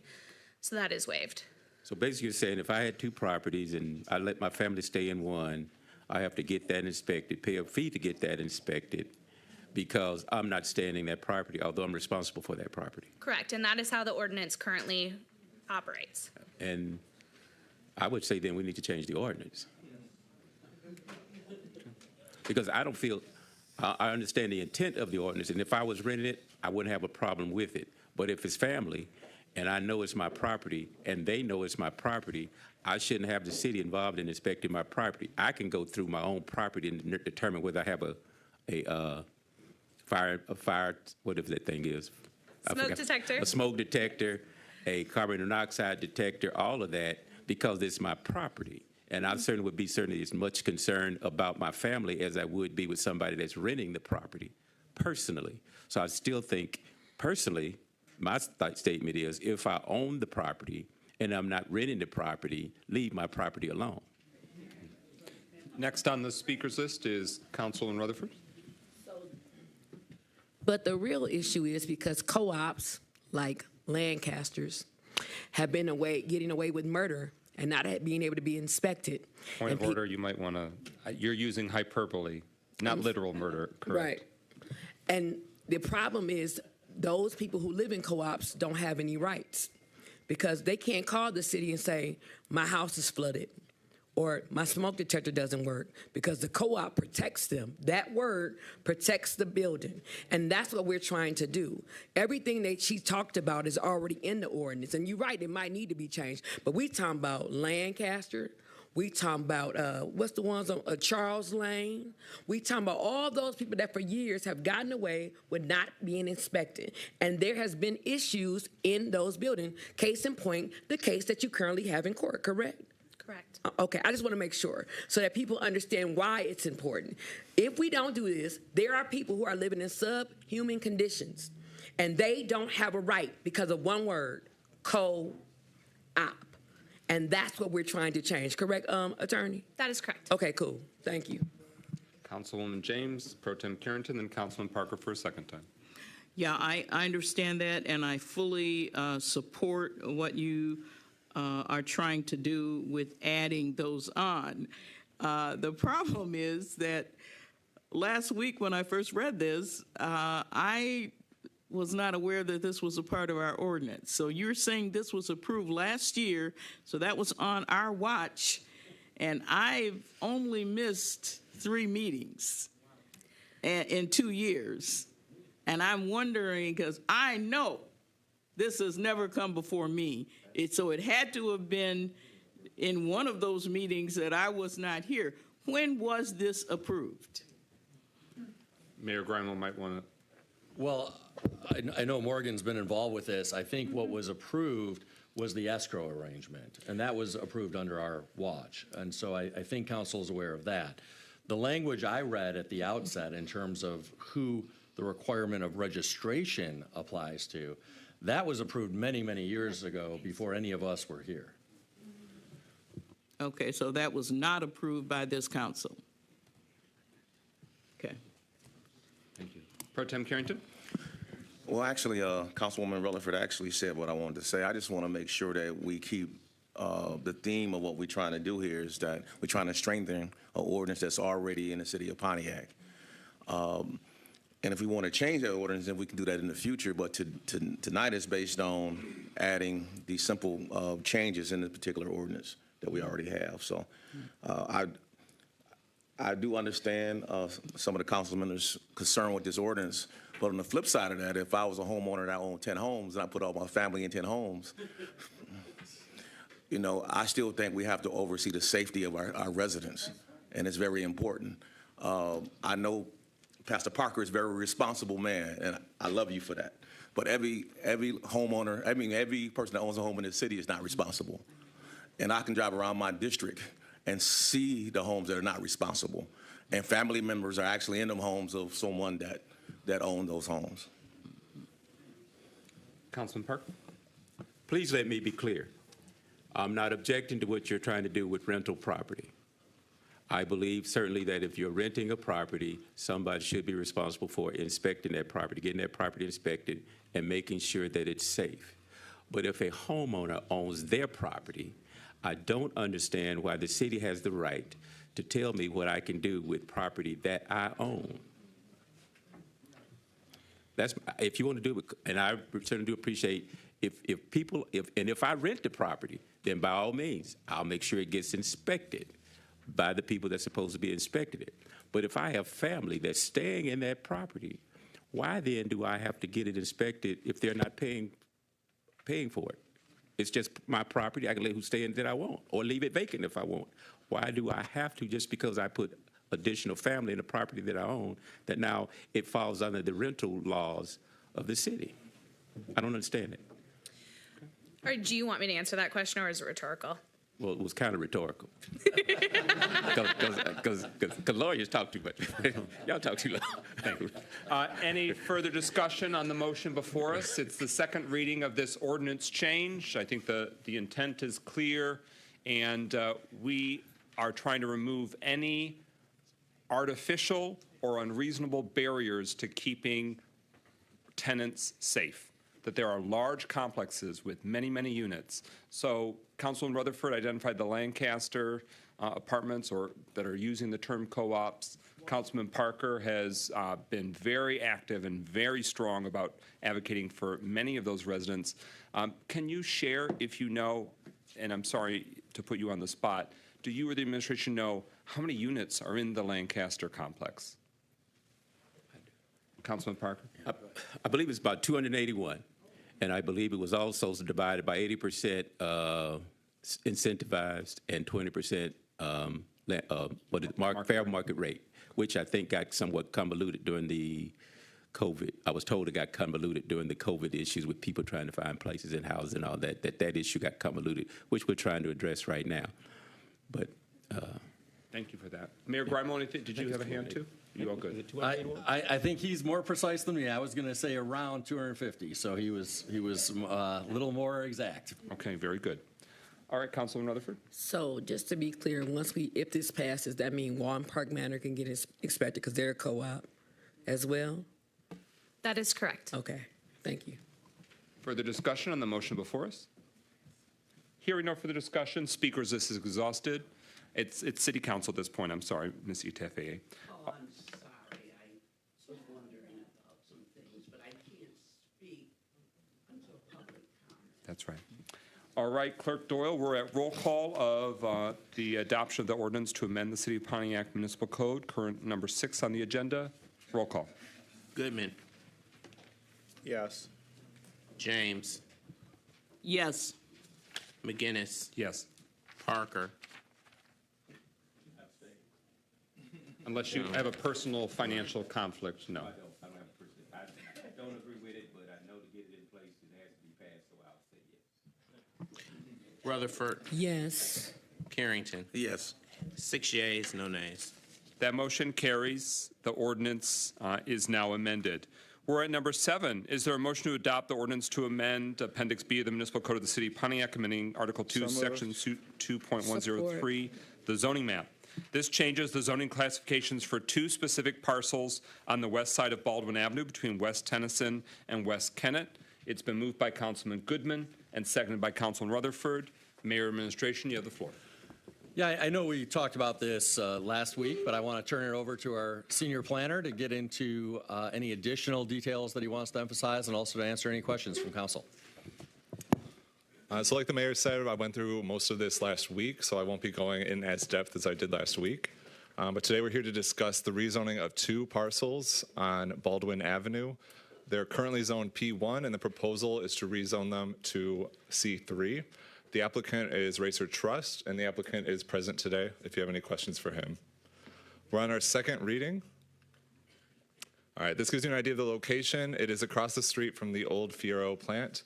It is on the west side of Baldwin Avenue, and you can see it's 2 parcels split by St. Louis Avenue. This gives you an idea of the zoning. That blue color is the P1 parking. You can see it's kind of sitting on a parking island. It's surrounded mostly by R1, and then we're adjacent to Baldwin Avenue. Those are overwhelmingly commercially zoned parcels. You got the lighter pink is C1, which is like a retail neighborhood business type zoning district, and then the darker red is C3, and that's your more standard commercial district.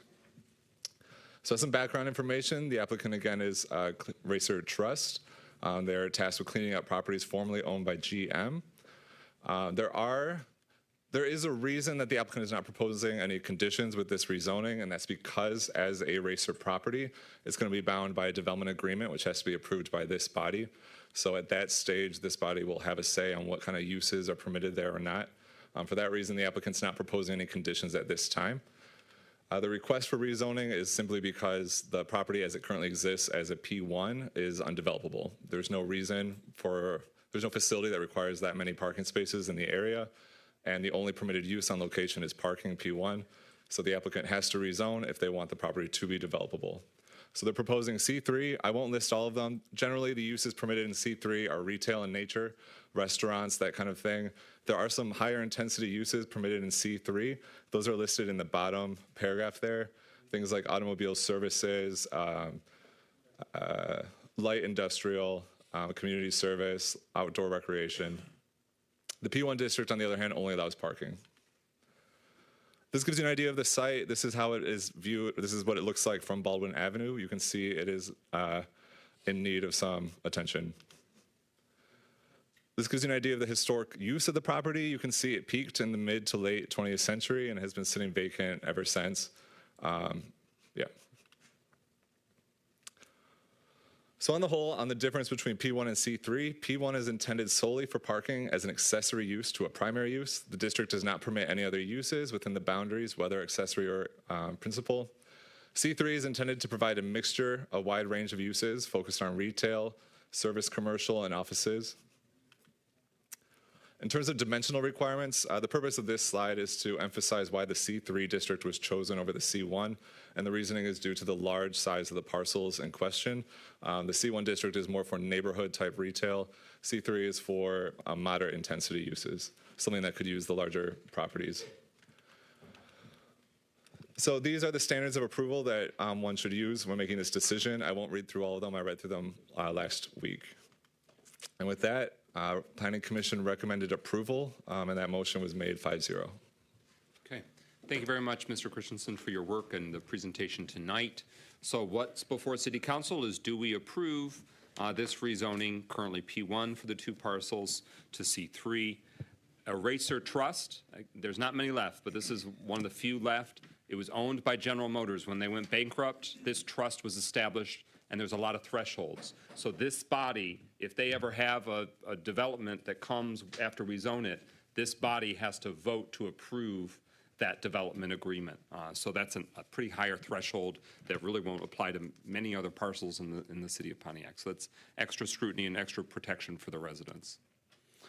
All right, further discussion on the motion before us. We read it for a first time last week. Councilman Goodman, who represents the area, weighed in last week with his support. You heard from the Planning Commission with their recommended approval as well. Any final discussion? Councilman Goodman. Yeah, just want to reaffirm my support for this change. I mean, simply put, this is not developable as it is, and it is a large disservice to the residents of District 3, and more importantly, the city, to not take active steps in developing this, specifically for things that could very much bring resources and value to the city of Pontiac. So just want to, re-highlight that for the rest of council. Okay. Councilman Parker. Thank you, Mr. President. Do we know what the applicant plans on putting on that property? Has he stated? So the applicant can correct me if I'm wrong, but my understanding is there's no final user in mind yet. They are simply trying to get the property arranged so that it can be marketed. So he don't have any idea right now what he wants to put on there? I don't believe so. I believe their intent is to sell. His intent is to sell, did you say? Correct. The applicant's intent is once he gets the zoning, he can sell it. Then he can market it. Currently, if he markets it as a parking-only parcel, it won't sell. Okay, thank you. And it's a court-ordered entity that was established, so the Racer Trust won't be building anything, or couldn't. I don't think they legally could. It's about finding a redeveloped use. Does the city attorney want to shed more light as well? Yes, that is exactly right. There is currently a court order in place through the bankruptcy court in the state of New York that states that Racer Trust has to basically take these parcels and sell them to new owners who are going to abide by some very, very strict rules, specifically environmental rules. And one of those conditions is that Racer Trust and also the City Council approves a development agreement to make sure that this new facility, whatever it's going to be with this new owner, is going to serve the community. Could I get one more question? What does Racer Trust then, is there a size limitation on what they can sell, or do we have to sell it all at once, or can they break it up to individual pieces? I believe they can break it up, but in this situation, I would imagine they're going to try to sell this parcel as a whole because it's a smaller parcel. Thank you. Any final discussion on the speaker's list? Pro Tem Carrington. Yes, before the attorney sit down, please. There's one final question, I'm sorry. Concerning, due to these environmental issues, this land can't even be even thought about for housing issues, situations, right? I don't believe so, no. This one's it's an interesting one because it was just parking, but still, because it's a Racer Trust property, it cannot be used for residential. Yeah, thank you. Any final discussion? Councilman James. I was just wondering. Microphone. Wondering if they planned on doing any cleanup prior to sale and any cleanup at all of those lots prior to attempting to sell them. I would defer that to the applicant. And that could be cleanup with a capital C or a lowercase c. It could be presentability of the parcels as well. Yes, yeah. I'm not environmental, I'm not saying, yeah. Good evening, Council, Mayor, Deputy Mayor. My name is Steve Black with the Racer Trust. The Racer Trust is an environmental response trust formed out of General Motors bankruptcy back in 2011. We are governed by a settlement agreement that was signed by the U.S. government, 14 states, including the state of Michigan, and an Indian tribe. We have a very narrow and defined assignment by the court, that is to clean up the properties per our funding and per our assignment in coordination with regulatory oversight to generally an industrial standard.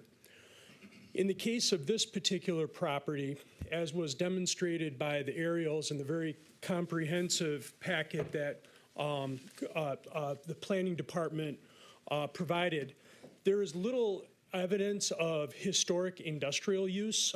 There is some on the southern end of the property, closer to Kennett, and we believe that predated General Motors' occupation or use of the property.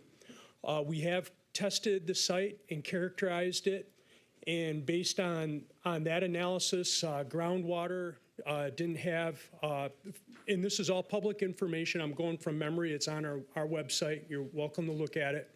We have environmental summary sheets available for anyone to review. I believe groundwater was, there was no detections or exceedances worthy of any action. There was some soil samples, but the amounts of detections were determined to be, I think the environmental consultants characterized it as insignificant.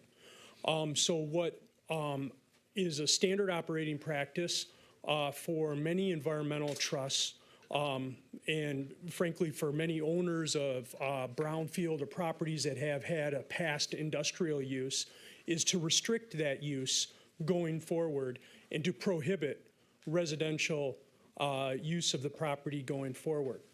And that is our plan. And we will put in place a deed restriction to that effect to prohibit residential going forward. And on follow-up, before Racer Trust either markets or dispenses with the property, sells the property, will you be doing any site cleanup, or have you done any sort of site cleanup? And we don't mean environmental remediation work. We mean curb appeal, dealing with any blight or debris. We do clean up on an annual basis. Unfortunately, 12 acres of chain link fence is an exceptionally effective at capturing anything that's blowing in the neighborhood. But we do a couple of cleanups a year, as well as mowing of grass and weeds treatment throughout the year as well. Further discussion?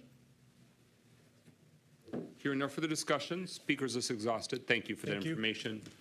We are now at roll call vote for number 7 on the agenda, which is, are we going to approve the change of zoning for these 2 specific parcels? This is the west side of Baldwin Avenue between West Tennyson and West Kennett. Roll call, Clerk Doyle. James, Yes. McGinnis, Yes. Parker, Yes. Rutherford, Yes. Carrington, Yes. Goodman. Yes. 6 yeas, no nays. That motion is adopted. The ordinance and the zoning classification is now amended. We're at number 8. Is there a motion to adopt the resolution requesting a written timeline for the City of Pontiac So Master moved. Plan update Support. process? It's been moved by Councilman Rutherford, seconded by Councilman Goodman. And I want to thank Councilwoman James for advocating for this resolution being considered. This has been a priority for the city to make sure that we're adhering to best practice. Every 5 years, it's recommended that the master plan for a city be updated. That 5-year mark came and went many years ago in 2019. So we're trying to catch up, and we want to make sure that we got in writing the timeline on when that's going to shake out from the city's administration, so that way council knows when the parts that we vote on, when that we can anticipate that. And so with that, it's moved and seconded. It's now before us. I want to give the floor to the mayor or deputy mayor. I think they've got some information they wanted to, that they've prepared for us as well in anticipation of this action. Mayor Grimo. Yeah, absolutely. We have sent out the timeline now. I'll turn it over to Deputy Mayor Stevens to add any additional details that he may have. But my understanding is that that has now been sent out to council. Deputy Mayor? No additional details. Okay. Further discussion? Councilman James, any reflections? Well, I'll just share 2 of those dates. The initial date to get the solicitation out is February 26th, so that's already happened. And what it's looking at is contract execution, April of 2024, and an end date of February 2025. So those are the basic timelines that are in place.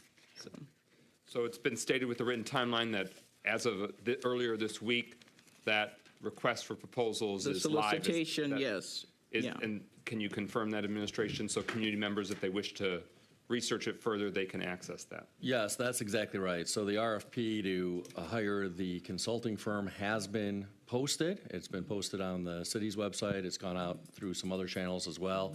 That occurred earlier this week on Monday. That had been worked on for several weeks or more and was posted on Monday. So obviously, if people are interested or know people who are interested, they should submit a proposal. Any further discussion? So, Councilman Parker. I do have a question. Is that meaning then that pursuant to the getting some the RFP answered that the master plan would be completed by February 25? That's what right. I heard? That's exactly right. Okay, thank you. All right. And we'll want to make sure that the community knows once the firm is in place that's running point, we're going to share all the community engagement out, the different feedback, because it'll be a very open process. There'll be a lot of opportunities for community members to help provide input. Councilman Rutherford. I yield to you as this administration. How aggressively are they going to be pushing this RFP? What systems do we have in place so that we have a broad scale of people actually bidding for this? Okay. Mayor and Deputy Mayor, the question for the administration is how will you be proactively and aggressively getting the word out about this RFP opportunity? Thank you, Council. So obviously, as the mayor said, it is on our website, which is passive. It is also on the new site, which the purchasing department uses. But in addition to that, Councilwoman, your question of what are we doing to actively pursue respondents is we have been reaching out to firms to let them know that it is up and available. Thank you. Final discussion? Hearing nothing further, speakers list exhausted. Roll call, Clerk Doyle, and adoption. It's just us going on record saying we wanted this in writing, and we're grateful we got it in writing. Thanks. Roll call, Clerk Doyle. McGinnis, Yes. Parker, Yes. Rutherford. Carrington. Yes. Goodman. Yes. James. Yes. 6 yeas, no nays. Motion carries. Resolution is adopted. We're at number 9. Is there a motion to adopt the resolution? So moved. Is there a second? It's been moved by Councilman Rutherford, seconded by Councilman Parker. This resolution is to approve the City of Pontiac entering into a one-year renewal contract with Azteca Systems LLC for a CityWorks software license. Administration, you have the floor.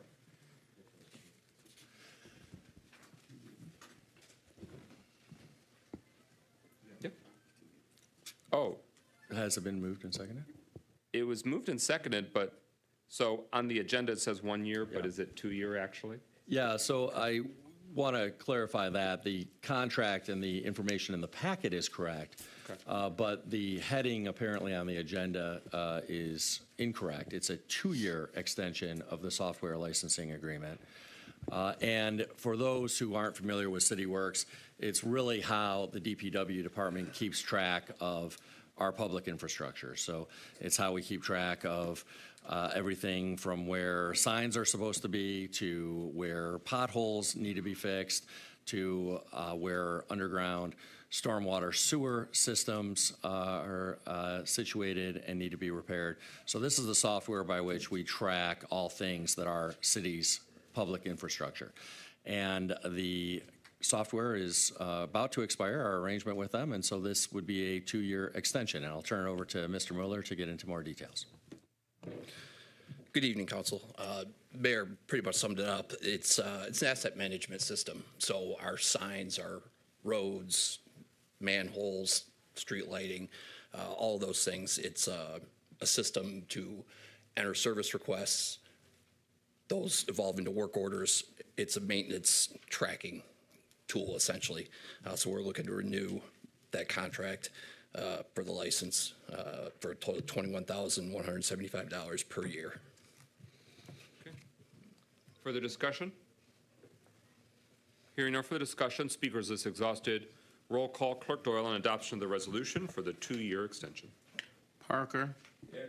Rutherford. Yes. Carrington. Yes. Goodman. Yes. James. Yes. McGinnis. Yes. 6 yeas, no nays. Okay. That motion carries. The resolution is adopted. We're at number 10. Is there a motion to adopt that resolution? Is there a second? It's been moved by Councilman Rutherford, seconded by Councilman Parker. This approves $197,150 for the purchase of 4 pickup trucks for the Department of Public Works from Longhamer Ford in Owasso. Mayor and Administration, you have the floor. Thank you. Our fleet of trucks for DPW is very old and needs to be updated quite dramatically. And so this is the first installment of that, is purchasing 4 new pickup trucks. We will soon be bringing another resolution before council to buy 3 new large plow trucks as well. But we have a fleet of trucks that is, in most cases, well over 10 years old, which is a really, really old fleet, given the amount of wear and tear on these trucks, given what they're tasked to do in the city. So as a result, we really need to update our trucks. This proposal would use ARPA funds already designated by City Council for DPW investments for the purpose of buying these new 4 pickup trucks. And with that, Mr. Mueller, anything to add? Just a couple points. Vehicle that we're looking to replace, 23 years old, so we're well past the life expectancy. The cost to maintain these assets is becoming a negative. So there's 4 trucks total, 2 regular cabs that we'll use for plowing, 2 crew cabs for the lawn crews, help us more efficiently. We can put 4 people in a vehicle for doing the lawn maintenance.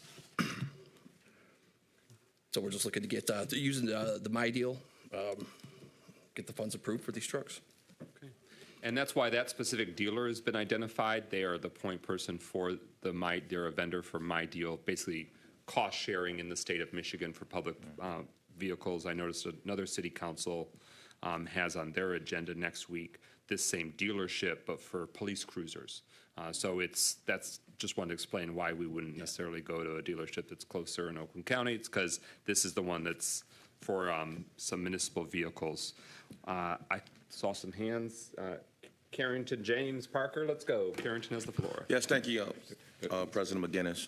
A quick question concerning our old fleet. Are you guys going to continue to use those in circulation, or are you planning to sell the old fleet? I'll have to get more details on that. This particular vehicle, I have to imagine we would be selling at 23 years old. Not feasible for taking parts off, anything like that. But I'll get clarification. All right, thank you. Okay. Councilman James?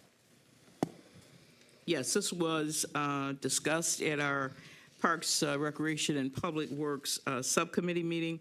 I've got a couple of questions, so I just wanted you to mention what the lead time is for the first two regular cabs, the lead time for the second two, in terms of, the time that we're going to have to wait to purchase them. And then the third question is, can you please tell us whether both of or either of our street sweepers are running and operational? Sure. So estimated delivery, if you guys approve this purchase, it would be early to midsummer.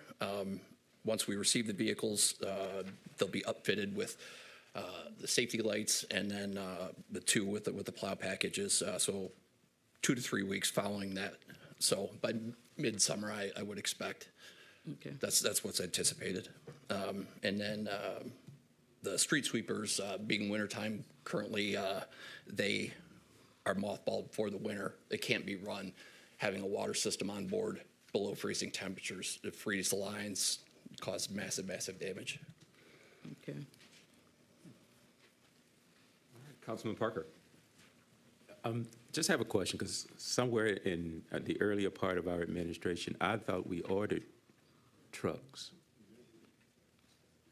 Didn't we? Yeah.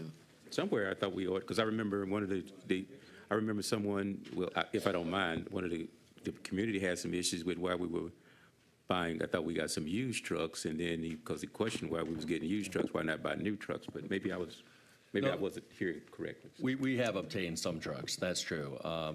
We've obtained some trucks, is my understanding. We've also obtained lawnmowers and trailers so that we can bring back in-house, as we have the lawn mowing in parks.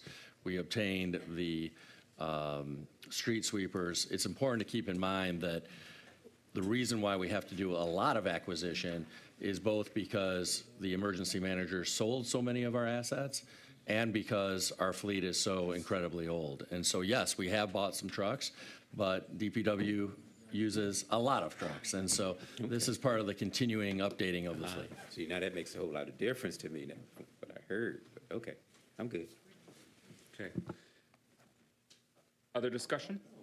All right, so looking at the specs, we are talking about Ford F-250s, crew cab 4x4 with pickups, and these would be the color white. So I just want to make sure we again are talking about Ford Motor Company, American car company. Just want to make sure that's council's intent, and that's what we're agreeing to. All right, any further discussion on the motion before us? Councilman Parker. If you would. So these are replacement trucks. How many would that bring our fleet to at that point? I would have to get that number. I don't know the number of trucks off the top of my head. We are adding to the fleet as well, so we're replacing, but then because of more work that we're taking on, growing crews as the DPW grows back, where we're taking everything, well, as much as we can, in-house, again, requires more vehicles. So we're replacing and expanding. Okay. Any final discussion? Hearing none, roll call. Clerk Doyle on the motion before us, approving $197,150 for the purchase of 4 pickup trucks for the Department of Public Works from Longhamer Ford Owasso. Taking action now, hopes try and get a jump on the long lead time. Clerk Doyle. Parker? Yes. Rutherford? Yes. Carrington? Yes. Goodman? Yes. James? Yes. McGinnis? Yes. 6 yeas, no nays.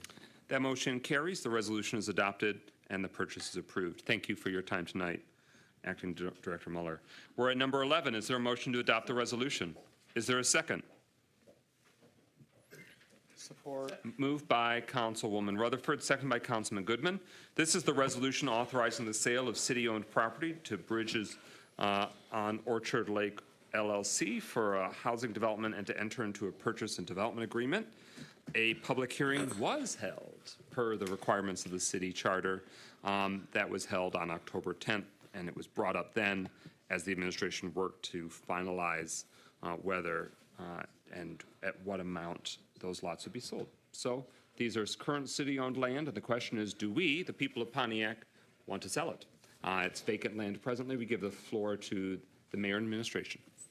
Yeah, thank you. I'm glad you clarified that, Mr. President. A public hearing was in fact held for this sale, and this is a sale for a developer who wants to build an apartment building on this property. And with that, I'll turn it over to our economic development point person, Deborah Younger. Thank you, Mayor, councilmen and women. As discussed, we brought this. I know that it's been a minute since you've heard about it, but this what we're proposing, the developer is proposing, is a approximately 7,600 square foot apartment unit, 4-story, 8 units on property that we currently own, with the exception of one lot that they're working to acquire. And so here is a diagram, but a better picture of the lots that would be acquired is those along Orchard Lake Road. There, as you can see, there are some lots at the top that are in the will require easements. We've talked to city engineer. They will draft the easement agreements so that we still have access, and the developer is willing to work with us on those easements. This is just obviously this is not a complete rendering of what it will look like, but this will give you an idea of what is being proposed. 4-story, 4-floor, 8 units, approximately 7,600 square feet, and this is an example of what it would look like. We're excited about being able to do infill development. We call these redevelopment lots, and we're happy to return them to productive reuse. It will be housing that is sorely needed. We're excited about the prospect. We've established, along with the county land bank and us, we are basically for housing units selling the lots at the parcels at approximately $1,000 per parcel. And I'm working with the county land bank, and we've agreed upon that's about the rate that we should sell them for, to encourage redevelopment and housing development in particular. Commercial lots we look at a little bit differently. Any questions? All right, with that, council, deliberations on the motion before us on whether the land owned by the people of Pontiac shall be sold. Pro Tem, I'm sorry, Councilwoman Rutherford had her hand first, followed by Pro Tem. I just have a question. The developers, have they been given any tax breaks or tax incentives? Has anything offered to them at this time? Not at this time. We will be looking at NEZ for not just this development, but throughout the city. We're going to be proposing NEZ, which is Neighborhood Enterprise Zone, for several projects that we're anticipating throughout. But at this point, no tax abatements have been given. But should council adopt the NEZ, that would be something we'd be offering the developer. My follow-up is, currently, where is the NEZ riding down the pipeline? I know it's been discussion for about a year, but what has happened is have you guys started drafting the idea? No, I have not. My intent is to hire a consultant to help me with, I don't have the bandwidth to do it by myself.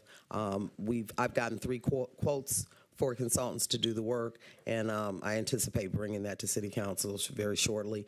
They have, because they're working on other projects, started some of the work, but they're doing it on behalf of their client. I'm going to engage them to do some work on behalf of the city. Thank you so much. Further discussion? Councilwoman James. Microphone. My thought's gone. Do they have funding yet already, or is this? Site control is a big part of getting funding. The developers are here. The Bridges are here in the audience, so they are available as well. But typically, funding is contingent upon site control, And so they're working on funding options. We have a reverter clause in the purchase and development agreement. So if they were to fail to get the funding, the property would come back to us. Okay. Okay. And you're saying the apartments, it's going to be, do you know what the total number of apartments is going to be? 8. 8 apartments? Yes, ma'am. Okay. Oh, that's not a lot. Okay. No, but it's not a lot of parcels, and by the time you do setbacks and those type of things, and we're going up because it's not a lot of parcels to build those units. So, I mean, this is a great infill development, taking some parcels that are sitting there undeveloped and returning them to productive reuse. And we couldn't get more than 8 on that site, particularly with the easements and other things that are needed because of the right-of-way along Orchard Lake Road. Okay. Are they going to be market rate, Yes. Okay. Councilman Parker? You're good now? Okay. Since the proposed purchasers are here, can we give them the floor so they could say Absolutely. hey? Let us know if there's anything else they want us to know when we're considering it.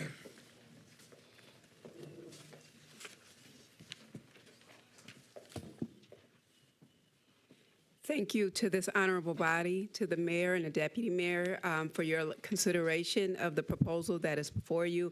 My husband, James Bridges, and myself, Kenyatta Bridges, are excited about being able to bring this infill project to the city of Pontiac.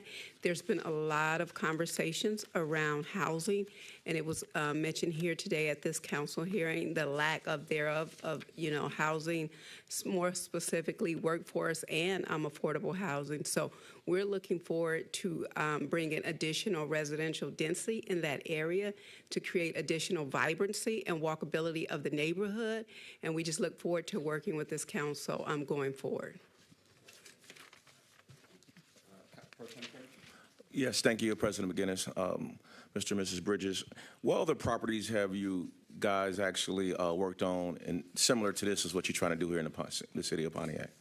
James Bridges, thank you, City Council. I did a lot of projects in the city of Detroit, city of Inkster, Romulus, duplexes, single homes. I used to come skating here in Pontiac. So I said, I want to do something in Pontiac. And I met so many people here, so I said, I want to bring something here in Pontiac. So we have a good history of development. Thank you. Further discussion? Councilman Parker, followed by Mayor Brown. What size house, once you develop this, what size would the apartments be? So right now, that was preliminary design. We're going back to the drawing board with our architects to see if we can increase. I know there are setbacks here, but if we can increase the number of units on the site. But we're looking at around 700 square feet, upwards of about 1,100 square feet. Yeah. Okay. And if you increase to 11, it would reduce the size? It would reduce the amount, right? The larger the units, the smaller, the lower the number of units. But we are not proposing any micro-type units, so we're looking to see if we can increase the number of units on that site. Last question. Certainly having sit here and listen to the discussion regarding legal income, and you say you're going to be doing yours at fair market rate, will you have some that will be able to be subleased at a different pricing? Yeah, so we're looking to do a combination. So we're looking to do some market rate housing. When you talk about market rate housing, it's up to 120% AMI. So we are looking at workforce housing, market rate housing, and I want to look at incorporating some affordable units in the project as well. Thank you. Well, we're really, really excited about this project, and now that we've got the developers at the podium, I just want to thank you for your interest in acquiring the property and moving forward with the project. I also, of course, want to thank our wonderful economic development manager, Deborah Younger, for her hard work on this. And I do want to take this as an opportunity to mention that this is just one example of the conveyance of city-owned property for redevelopment. And I want to invite the community or others out there who are interested in acquiring city-owned lots to contact Manager Younger so that we can get more city-owned property back into productive hands and get those properties redeveloped. Question of clarification, is your limited liability corporation, your LLC, is it Bridge or Bridges with a plural? Bridge on Orchard LLC. So Bridge, singular. Okay, good. So the resolution's correctly read. I just want to make sure we didn't Their name miss is anything. Bridges, but it's Bridge. Got it. Cool. Oh, okay. Pro Tem? Yes, just one follow-up question, and this is from for our staff. Concerning, is it a 2-year where they have the opportunity for 2 years and it results back to the city? We put 3 year. 3 year, okay. And the reason why I asked that, because I know that Oakland County sold a whole lot of lots several years ago, and those lots are still vacant, and they definitely not, they don't, basically they are a sore eye in our community. So just want to make sure that we have an opportunity to get these back if something doesn't finish up this particular project. Thank you. Councilwoman I just Rutherford. wanted to commend the developers for coming to several District 1 meetings and actually asking the questions to the community about what you want to see done. They came approximately 4 altogether, I believe, and that's really appreciative because it gave the people in the community to ask them real questions and they got real answers. So I just applaud y'all because most developers don't come to district meetings, so I applaud you guys for doing that. That's all. Any further discussion? All right. With that, speakers list is exhausted. What we have before us is the resolution authorizing the sale of city-owned property to Bridge on Orchard Lake LLC for a housing development and to enter into purchase and development agreements. These are lots that are on Orchard Lake Road, the south side of Orchard Lake Road in the city of Pontiac. The addresses are 469 Orchard Lake, 447 Orchard Lake, another 447 Orchard Lake, 29 Orchard Lake, and then there are 3 Orchard Lake parcels where it's the parcel ID number is 64 14 32 152 and then ending in 030, 029, and 032. The resolution specifically calls out the numbers of the parcel identification numbers as well. We have, we satisfied the Home Rule City Charter, Section 3.113, holding a public hearing for the sale of city-owned property, and it's recommended by Economic Development Division for the selling of the 7 parcels. With that, roll call, Clerk Doyle. Rutherford? Yes. Carrington? Yes. Goodman? Yes. James? Yes. McGinnis? Yes. 5 yeas, no nays. That motion carries. The resolution is adopted and the sale is approved. We wish you well and look forward to updates to come. All right, we are now at public comment. Pro Tem Carrington, who's first up? Mr. Marcus Kelly?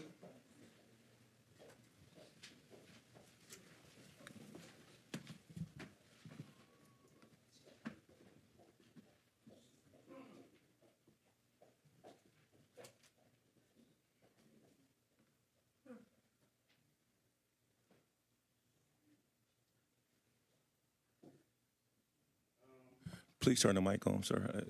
I'm sorry about that. Yeah, there's a button at the bottom right. Yep. My name is Marcus Kelly. I believe in the full restoration of dignity, human rights, and enfranchisement of Black people and the justice impacted community. How many of you guys in here celebrate Juneteenth? Any hands? Did you know that the 13th Amendment, including Michigan Constitution, Article 1, subsection 9, never abolished slavery? If you convince a man that they're free, there's no limit to the oppressive and treacherous things that they can do to him in the name of freedom. I was wrongfully convicted out of Pontiac, serving 9 years in prison, where I realized I was a slave after studying the Constitution, which made it legal to enslave somebody if they're convicted of a crime. Forced to do labor, no OSHA protections, no pay, and as a returning citizen, coming home trapped in a box in a cycle of disenfranchisement as a result of having a criminal record, a lifetime punishment. I want to bring this attention to my residents here because a lot of us don't know that slavery still exists. So I was partnering with my brother Keon right here at New Bethel Missionary Baptist Church to bring attention to it March 9th from 2 to 4, and I'm going to let him speak to that. Well, that's really all I have to say. That I wanted to invite you guys to the panel to have a conversation about it. If I can take the minute and add it to mine, I'm later on the agenda. Well, You can just go now. you need to go now. I'm not going to let you add on to yours, but you can go right now. Well, I'll just wait. Okay. Hopefully I can get it in 3 minutes. Thank you. Mr. Robert Bass.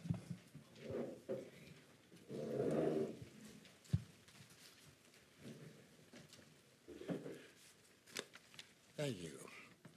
Robert Bass, Assistant District Counsel. And I don't have Alzheimer's just yet, so just want to make that clear. When I was talking before, I made the comment that I read the ordinance, and then I proceeded to say, it is said nothing about Section 8. I went on to say, this is geared to. So, bottom line is, you misunderstood me or you didn't hear me, but yelling at me doesn't scare me. But let me say, what I was alluding to is what our mayor was alluding to in the E-Post. There are significant problems that may exist by passing these ordinances. That's what I wanted to say. One, we have been here before because when we deal with Section 8, I'm not against Section 8. I work with them. So I'm not against them, but bottom line is when you invade a city with a number of services, then we get flooded with people from all over. And that's what happened to us before, a few years ago. All I was saying is do your due diligence. You would have found it out, and you would have added that in here so that you wouldn't make the same mistake twice. Because below number 6, now, Pastor Parker, Councilman Parker, read the description, if you will, when you get time, and you'll see that there are several cost factors in that number 6 ordinance and timelines.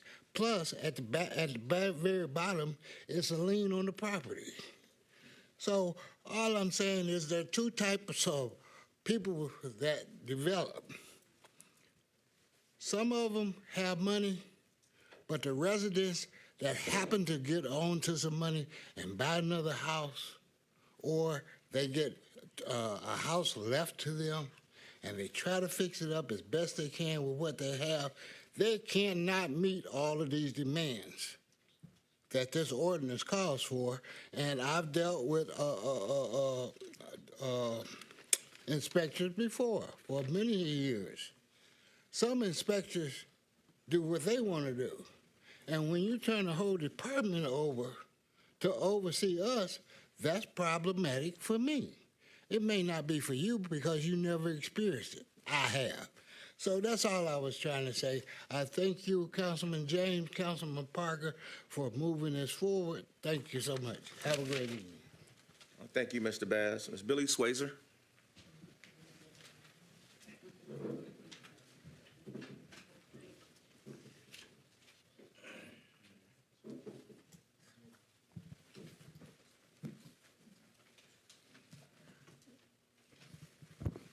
Good afternoon, I'm Billy Swazer. Tomorrow, the General Employees Retirement System will be sending out ballots to vote for trustees. There's 2 trustee positions up. One is the General Employees Retirement System trustee, and one is the General Employees and Hospital Retirement System trustee. Please vote and send in your ballots. Thank you. Thank you, Ms. Swazer. Dr. Deirdre Waterman.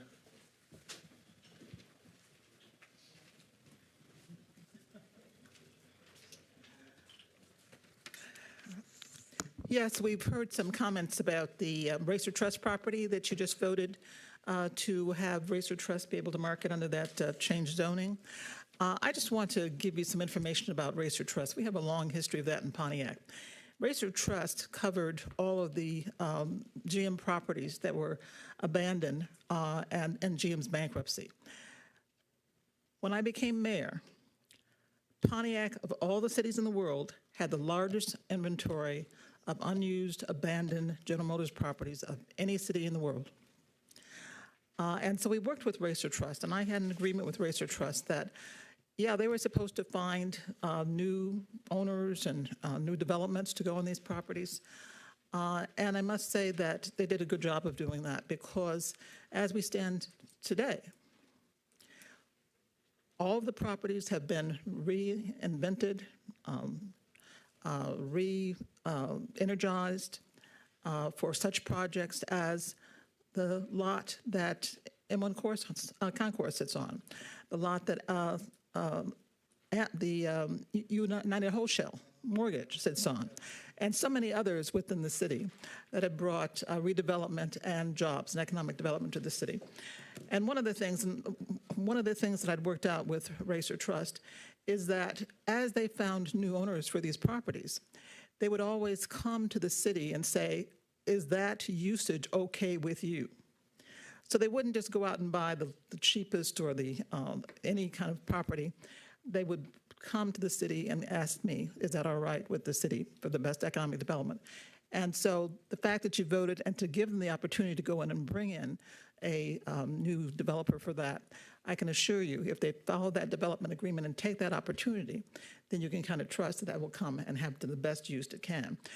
The Racer Trust development with the city and the history of reconditioning these General Motors properties got the city such aplomb and recognition that I was actually asked to come and to be the key spokesperson at the national meeting of the city managers of the United States, and come and talk how Pontiac had been the role model for developing these abandoned properties. Many of these other cities had abandoned properties, and they wanted to know how Pontiac had done it. So I just wanted to let you know some of the history about that you may not know, and show how that's a lot of the economic development was brought to the city, and jobs were brought to the city with the help of Racer Trust. I'll leave it with that, because I think that is what I wanted to familiarize you with. Sometimes people like to hear the rest of the story and the history of how we got to where we are right now. Thank you, Dr. Waterman. Mr. Robert, is it Gavin?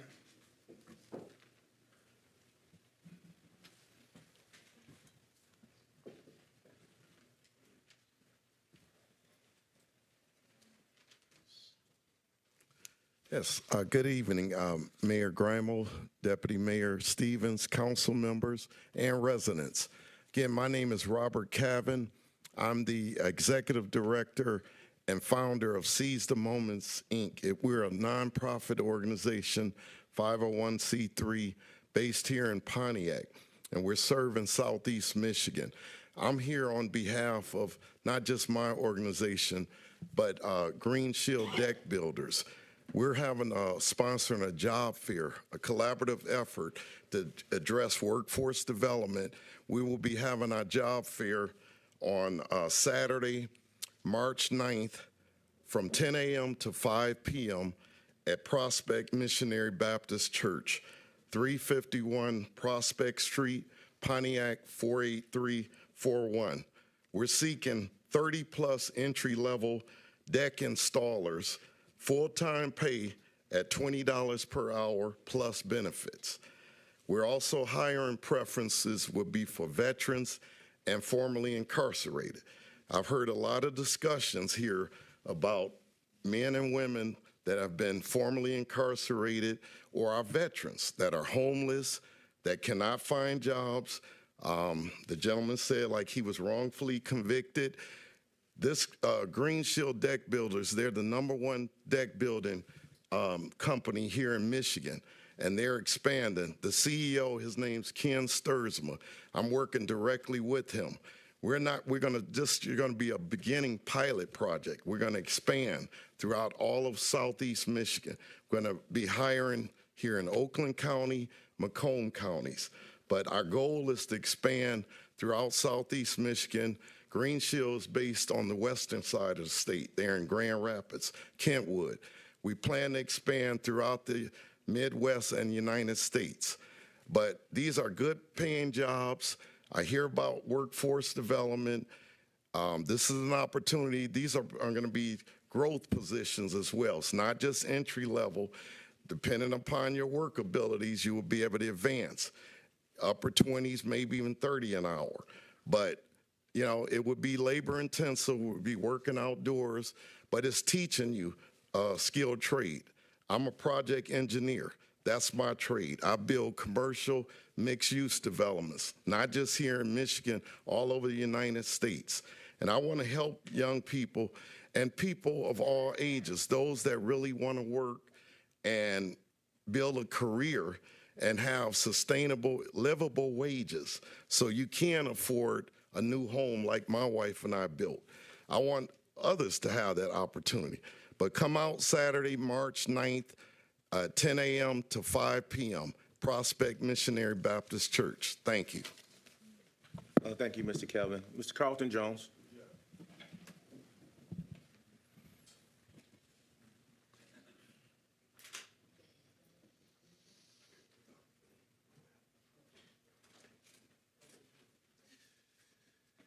Yeah, thank you, Bob. That gentleman just left. He is associated with TDC, so don't think that I know exactly what he's hitting at, and hopefully everybody else. This is the type of programs we want to have here in Pontiac, and we can do it. And I want to say this because what we was listening to today, we have to come to grips with this. We got a housing issue, and we've got an income issue. All that is about economic development. We get a lot of dollars coming in, but we don't recycle those dollars with our people. But you got to plan for that. You can't wait for the time when we say, okay, we finna build this and we build this, and we don't have our people ready. That's how you develop them ahead of time. We done talked about a lot of stuff we're gonna do. We're gonna do bridge work. We're gonna do a new city. If we don't develop now, we will miss economic development for our city. And don't forget, Oakland County now is one of the richest counties around. So why is it that Pontiac is always lagging behind? Why is that? We have to really come to grips with that. But I commend him on what he's bringing to the table because those are kind of programs. Now, I want to let you know, we got a multitude of people ready and willing to do things like that, and we're trying to get the support, council and the city. I think just like Ms. Wright said, if we can just do some piloting of how we can start developing residents, we'll be much better off. I want to announce that we are having our second annual Celebrate Black Excellence with the TDC program. We had our first one last year where we acknowledged people across the state. This year, we're acknowledging community workers who live in Pontiac. We're grassroots, those who really been working in the community for years. And we focus on those that are 55 plus. So ones we can say the past, the present, and the future. We're going to be having this at a historic Newman AME Church. Whether we know it or not, Newman AME Church is the first black church in Pontiac, Oakland County. The first. And historically, we was going to try to get this in February, but the election week kind of threw it off, so we're going to have it next Tuesday, March 5th. It's going to be streamed online. We're going to be having it out on the internet, so you'll see the stream account. We're encouraging everybody to tune in. We got technical assistance people coming from out of town to talk about we in Pontiac can do a great job with community engagement. Thank you. Thank you, Mr. Jones. Dr. Keon Payton.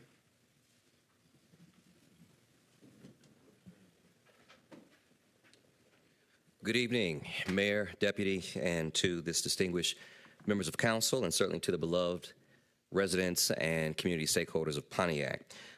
My name is Dr. Keon Payton. I'm the proud pastor of the New Bethel Missionary Baptist Church, where I've served for almost 20 years now as senior pastor there, and I'm also the founder and CEO of the Institute of Trauma and Economic Justice, also known as ITEJ. It is with great pleasure and honor that I stand before you this evening to discuss the crucial topic of prison reform and its intersection with the primary election. In recent years, the conversation around prison reform has gained significant momentum, fueled by growing awareness of the flaws and injustices with our criminal justice system.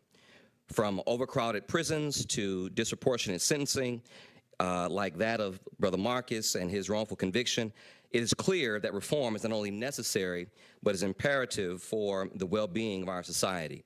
2 weeks ago, Washtenaw County prosecutor Avi Savit released an alarming transparency report, which exposed the fact that law enforcement agencies there are over 4 times more likely to seek criminal charges against black people than white people. And certainly when considering the historical racism from the government's role in facilitating the crack cocaine epidemic in urban America, the alleged war on crime, which was really a war on black families, and the perpetual stereotypes and implicit bias that contributes to the gross disparities that exist in our criminal justice system, it is imperative that we expand reporting transparency in Michigan and work to reform language like slavery and indentured servitude, which is still in our Michigan Constitution. We recognize that the decisions made by our elected officials directly impact the policies and legislation surrounding our criminal justice system, and several Democratic and Republican state legislators have confirmed to be with us on March the 9th to discuss these matters. As members of this community, it is our responsibility to engage with these issues, to ask tough questions, and to hold our elected representatives accountable for their actions. By participating in events like these, we have the opportunity to not only make our voices be known, but also to educate ourselves, organize ourselves, and mobilize ourselves to advance policies that will help to uplift our communities. So we're asking that if any of you who are justice-affected individuals or justice-affected families, or those of you who are concerned citizens who are concerned about this issue, we invite you to join us on Saturday, March the 9th from 2 p.m. to 4 p.m. Food will also be served, but it's also an opportunity for us to talk about how we can leverage our collective going into the primary later this year. Thank you. Thank you, Dr. Payton. Mr. A.O. Jacobs? Well, I'm saying you don't give me a name. You just give me an L. I don't know who that is, ma'am. I don't want to seem harsh, but if you give me a full name, then I know exactly who you are.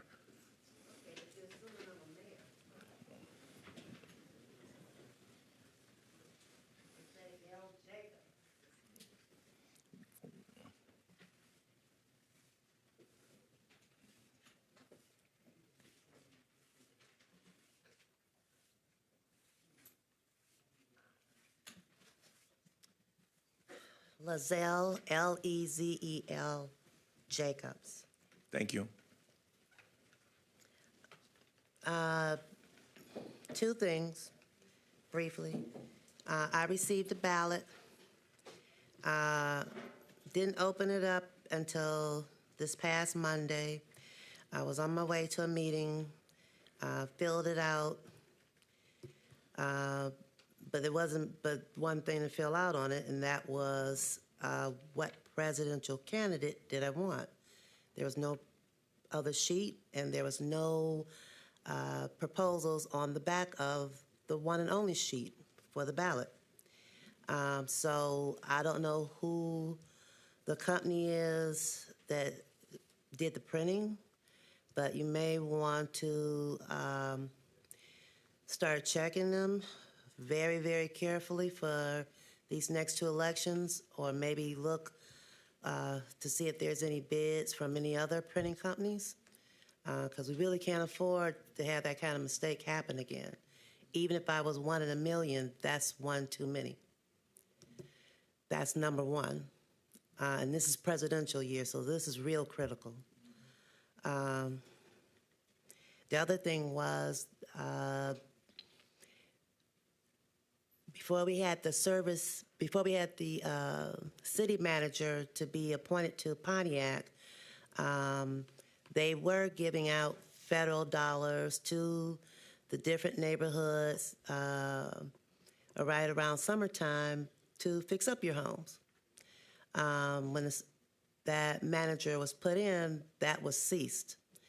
But it wasn't ceased. They took that money that was residents' right to have their money to fix up their homes and gave it to Oakland County, the third richest county in America at that time. They may have moved down to fourth, I don't know.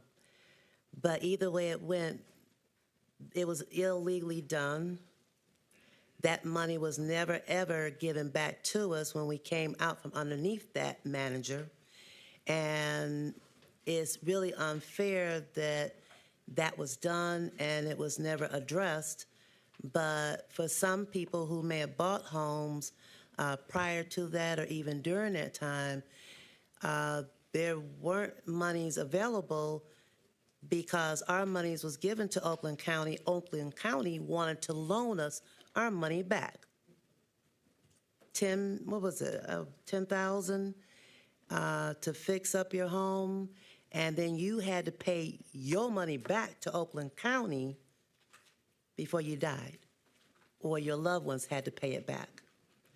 That does conclude your time. Thank you. Thank you, Ms. Jacobs. Dr. Brittany Sanders.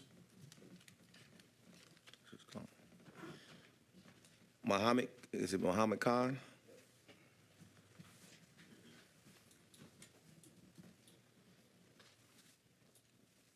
Good evening. My name is Mohammed Khan. I'm a general contractor, framer by trade. My issue this evening was my property. They have a ordinance where you have to put up a bond in order to rehab the property. And I was seeing if it was going to be some discretion for me so I could proceed with getting the property renovated. I've already done 2 properties in the historic district. The third one that I have now is mine. I feel like that's bringing tax dollars to the city as well as cleaning up the neighborhood. So everything that's been discussed tonight, I'm actually doing it. The people that I have helping me, the tradesmen, they're from the city. And right now, that particular bond is preventing me from, completing this project, because to put $10,000 in an account for 6 months during a rehab is, it's a hindrance. So I was seeing if the board could have some type of discretion for that bond for me so I could get that started. So what we'll do is, if you'll allow Director Bridges in the back to get your contact information so we could follow up with you. The City Council doesn't have the authority to waive that. There's a certain ordinance, but we can look into the matter further to see what options exist. Okay, and also to help with the problem from the city, far as the empty lots and things, I have available resources for framing.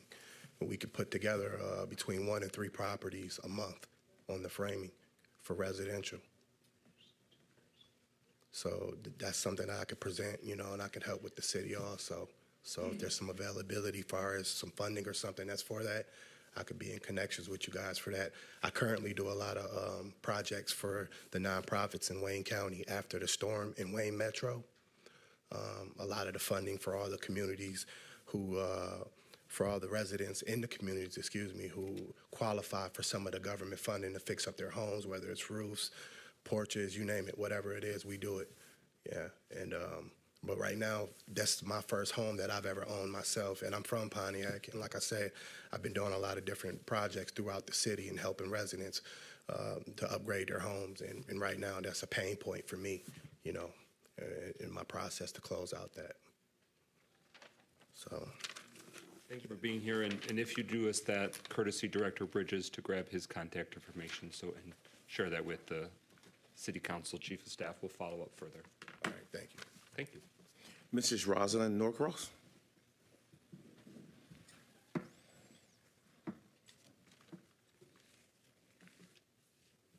Good evening, everyone.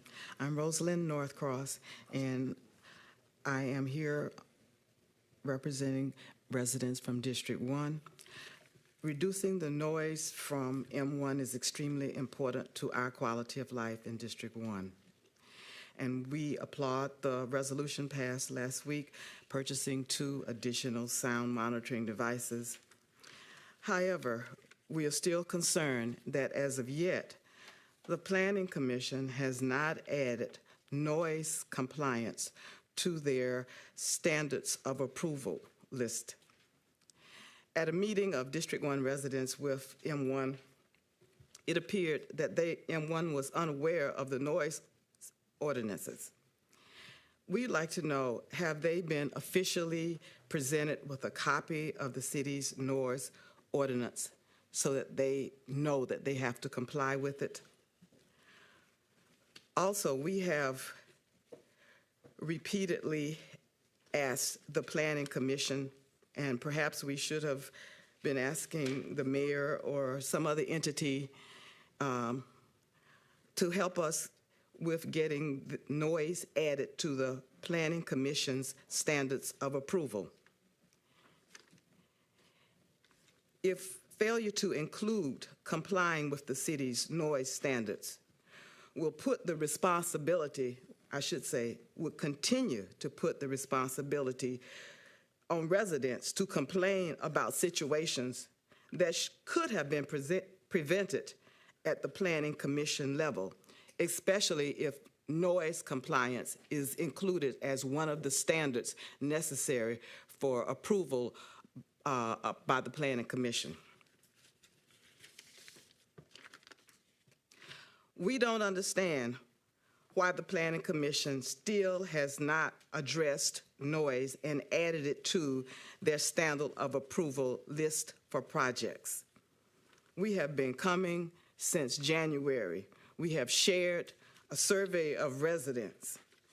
The city found in October that they had exceeded the noise compliance ordinance, and yet there's still no movement on Planning Commission for adding noise as just one of the checkoffs that they do to see if a project should go forward in the city of Pontiac.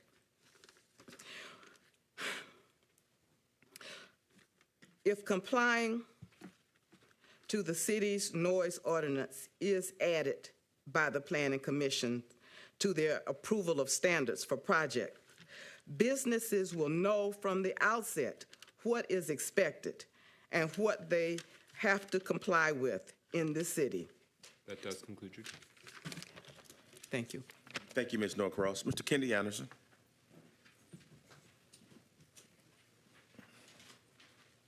I haven't been down here in a while. Just push the button. Yeah, you good, you good. Okay. In the spirit of Black History Month, the topic of my address this evening is, when it comes to majority black voters, black neighborhood business development don't matter. My remarks this evening will address the narrow and distorted perspective of black voting. Looking back historically, when Dr. King led the struggle for voting rights, passed as an act in 1965, for King, voting was to improve black lives, particularly economically. For decades, since the racist political murder of King, a non-economic voting view has been imposed on blacks, that voting is an end in itself, that voting alone with no economic return is progress. But King was against this notion. He stated, what benefit is it for a Negro to have the right to vote when he's poor and unemployed, having no money? Historically, black folks right here in Pontiac, our ancestors from the South came to Pontiac not to vote, but for economic reasons, economic jobs at General Motors. There's been a strong mayor's position in Pontiac for 44 years. Yes, the black majority voters here have been electing mayors and councilpersons for decades. Indeed, for over 40 years, including currently, black voters are politically neglected economically, have highest rates of poverty and unemployment, lack black neighborhood business development. Right around predominantly black neighborhoods in Pontiac, all you see is Arab Chaldean business domination. You see white corporate businesses, M1 Concourse, Amazon, United Wholesale Mortgage, riding down the streets of Auburn, Paddock, Sanford, Pike, and MLK in majority black District 7 that you represent, Council McGinnis. Why is there not much black business development? I ask the same question to you, Councilwoman Rutherford, when I ride down the streets of the South Side where I live, Franklin Road, South Boulevard, and Bagley. I don't see no black economic development. Why not? Mayor Grimel, I've heard nothing from your office to initiate black neighborhood business development. You have been in office now for over 2 years. Mayor, a picture of you standing in front of a downtown black soul food restaurant on Facebook won't get it. You hiring some blacks in your administration is not a substitute for black economic development. This hiring alone, from my perspective, is just mere pacification. Yes, Mr. Mayor, the city will put on some black faces out here on the walls because it's cheap to do so. But it takes some money investment to create black economic development. As Malcolm X said, the white man will try to satisfy us with symbolic victories than economic equality. Black ballots must lead to black economics. The struggle continues. Thank you, Mr. Anderson. Ms. Sabrina Jackson.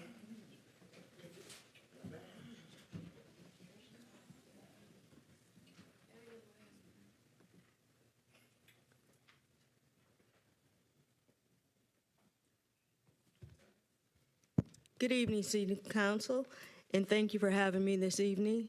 Hello to the Deputy Mayor as well as the Mayor as well. I stand before you because I am a resident of District 1. And the main concern, of course, is the M1 concourse and the noise there. I left at the age of 27. I came back at 57. I see a lot of changes, and I see a lot of things that stayed the same. However, being in District 1 and being across the street from concourse, the noise nuisance is ridiculous. Knowing that the environment around us and most of the residents are retirees, elderly, and have some health issues. I do as well. I have a heart condition that has left me disabled now. With that being said, the noise and rest and sleep is essentially important for me in order for me and my health and being able to function. It also affects those who are still working and they're being able to function as well. Now we're looking at an expansion, and what they want to do is add go-karting for kids. That's a wonderful thing. I'm all for it. However, I know it's going to be additional noise.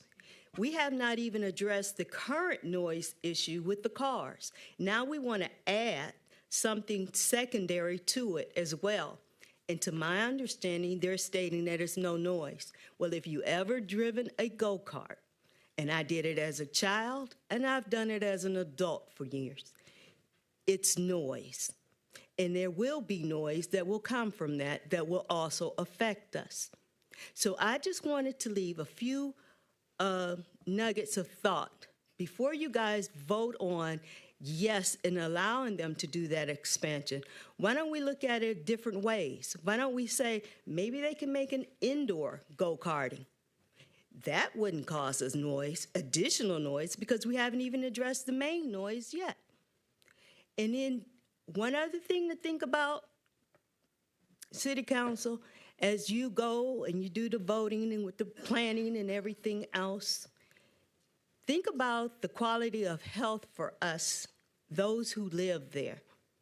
Think about your future, how you want to be looked upon. What's your legacy going to leave back? Are you going to look as people who cared about the residents or people who cared about the money? I'm done. Thank you, Ms. Jackson. Ms. Pastor Kathy Desiree.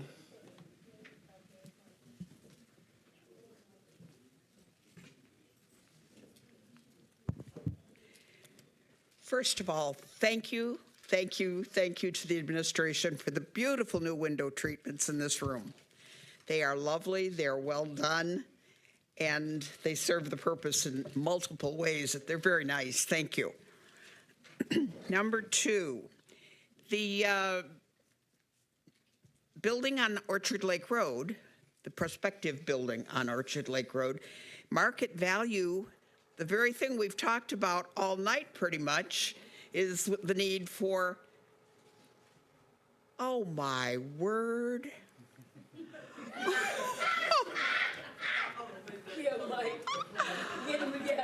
Oh, that's fabulous. I'm sorry, but they've raised the window treatment and it's just beautiful. Surprise, surprise. That's really nice. Anyway, we were talking about the need for affordable housing, and yet the first new thing that we're going to build is market value housing. So we need to be careful that we don't include, we need to include affordable housing. Number 3, the managers of the building that I live in, and I happen to live in a co-op, not any of the ones that were listed earlier, a much newer project that's at the north end of Pontiac. They have been trying now for 8 years to get the inspector to come and inspect the building when it's time for inspection. They have done what they've been asked to do. They have had the windows washed and the painting done and the whatever all needs to happen. And they came to me today and said, "You don't happen to know who we could call, do you?" And I said, "Well, yeah, I do." They would like to get the building inspected so that they meet whatever the code is that is important for them to be done, so that they're not included in the co-ops that don't cooperate. They have tried for almost ever since they've been there. They've only been there 10 years. So every time that they are told it's time and they do what they need to do on their part, they get our director left. And we've had a few of those, and I don't have an answer for them, but I'm bringing it to you because you are the people with the answers. And then last and foremost for me, after all these years of hardly ever spoiling a ballot, I spoiled my ballot this year, and I don't turn it in until the day of the election. That's my own particular quirk. So I had to come in here on election day when the girls are up to their ears in work and say, "I'm sorry, but I spoiled my ballot. Can you help me?" And they very nicely and very courteously walked me through the process of getting rid of the old ballot and starting out with the new, which is way more paperwork for them than it is for us. And I couldn't have been treated nicer, and I really appreciated it. Thank you. Is it Ms. Florence Tifia? Yep, and I added you to the public comment.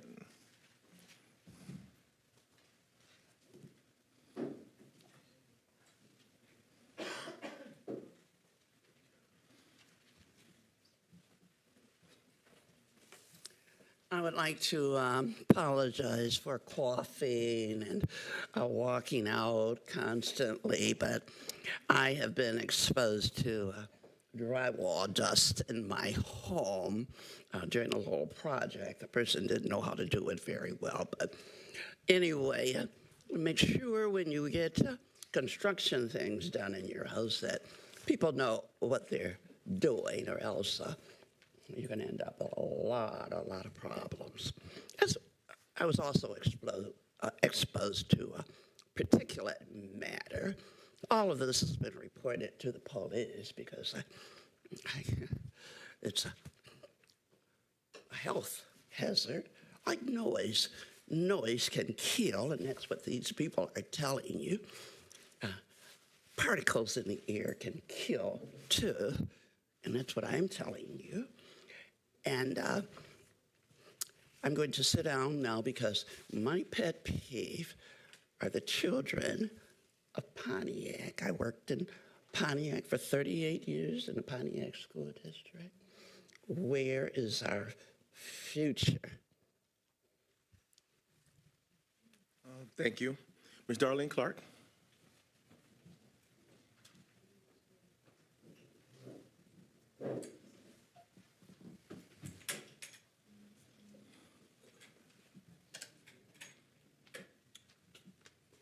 This is for the council, for those who don't know. Michigan is divided in 83 counties and contain 1,773 municipal, consisting of 276 cities, 257 villages, and 1,240 townships. And the reason I'm reminding you of this, because for Section 6, Mr. Goodman in District 4 wants you to believe only 14% is in favor. So with that being said, out of 257, 14% is not very much. Once again, let me say this again. You need counsel. If you're representing the people, please get your own counsel to help direct you. You voted on an ordinance today for a co-op. Co-op is if you look it up, you buy into co-op. Co-op is not ran by the district, it's a private entity. It's almost like an investment of a mortgage. Anytime you take a co-op to 50th District Court, they have no ruling in that court. You have to take it to circuit court to bring any issues because it's like a mortgage. You voted on something that actually put in, for your reasoning as Lancaster, which the mayor put in the wrong court from the very beginning. Secondly, you open up a can of worms for actually a lot of lawsuits to come through because now you're invading the rights of the people to buy property to do as they please within reason. So with that being said, a council person on your behalf for the city will give you very good instructions. What the people are saying to you renters do have rights to be under code enforcement, but what does not have the right is private owners who buy for their families. Yet you disagree, Mr. Parker and Ms. James, but yet you turn around and you voted on it, which you confusing the residents. You confusing the public as to your intent. With that, you still have no clarity, and with confusion in your minds, then you have confusion to give to the public. You need to seek counsel on your behalf. Tim Grimer, the mayor, I apologize, Tim Grimer represents the administration. He's here to get money and funding from you guys. Since you've been here for the 2 years, you have said yes to everything, whether you agree or not. You have not left it on record where it's that you can stand up and say, if one say no, it doesn't matter what the rest say. You stand for your own district. Please seek counsel. Thank you, Ms. Clark. Ms. Gloria Miller.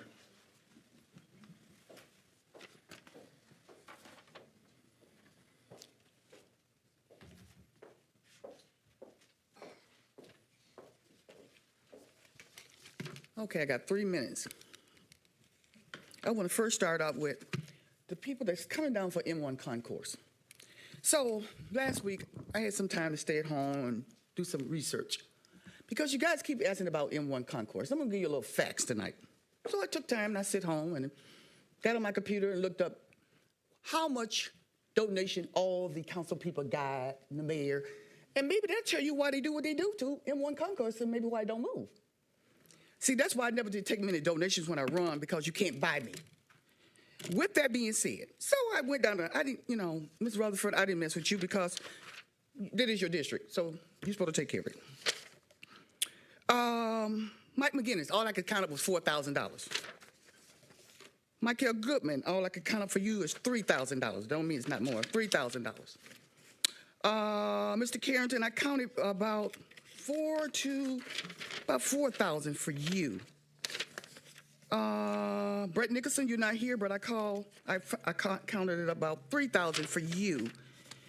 And then Mr. Parker, I counted about 6,000 for you. Now, I could be wrong, but it was different the numbers on these accounts. And so I had to go at it the way I know. Now, when a person receives that much money from someone that you're running for office, you've been paid for. That's a lot of money for a council seat. That's a lot of money. And so when you go at these people and you go at these renters, like Ken Moses stand up here and invest. I've been knowing Ken Moses for years. He ain't nothing but a slumlord. Look at his place. Just go look at his places. I don't lie. People that know me in the Pontiac, I ain't lying. It's a slum. And Ms. Rutherford, what you're saying, I feel you, because I'm out here with these young people. They got problems, and it hurts my heart. Because just because I haven't made it, I want them to make it. Because I'm blessed, but I want to bless somebody else. Because this is what we do here. Carlton, keep praying, keep going.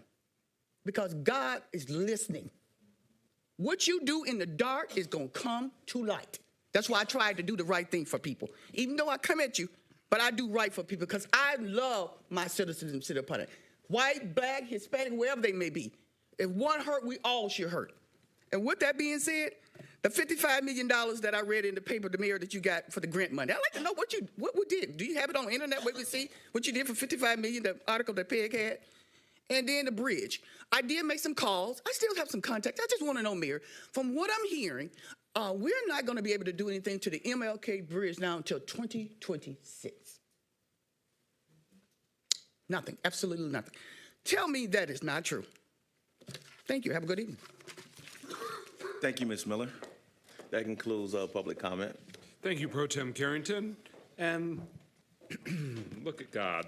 What's up next on the discussion? Seeking status update from administration on when the Martin Luther King Jr. Bridge reconstruction contract with the state of Michigan and state funding will come before Pontiac City Council for action. So City Council wanted to ask the question for a status update from the administration on when we should see that before City Council and funding from the state. So Mayor Grimaldi, you have the floor.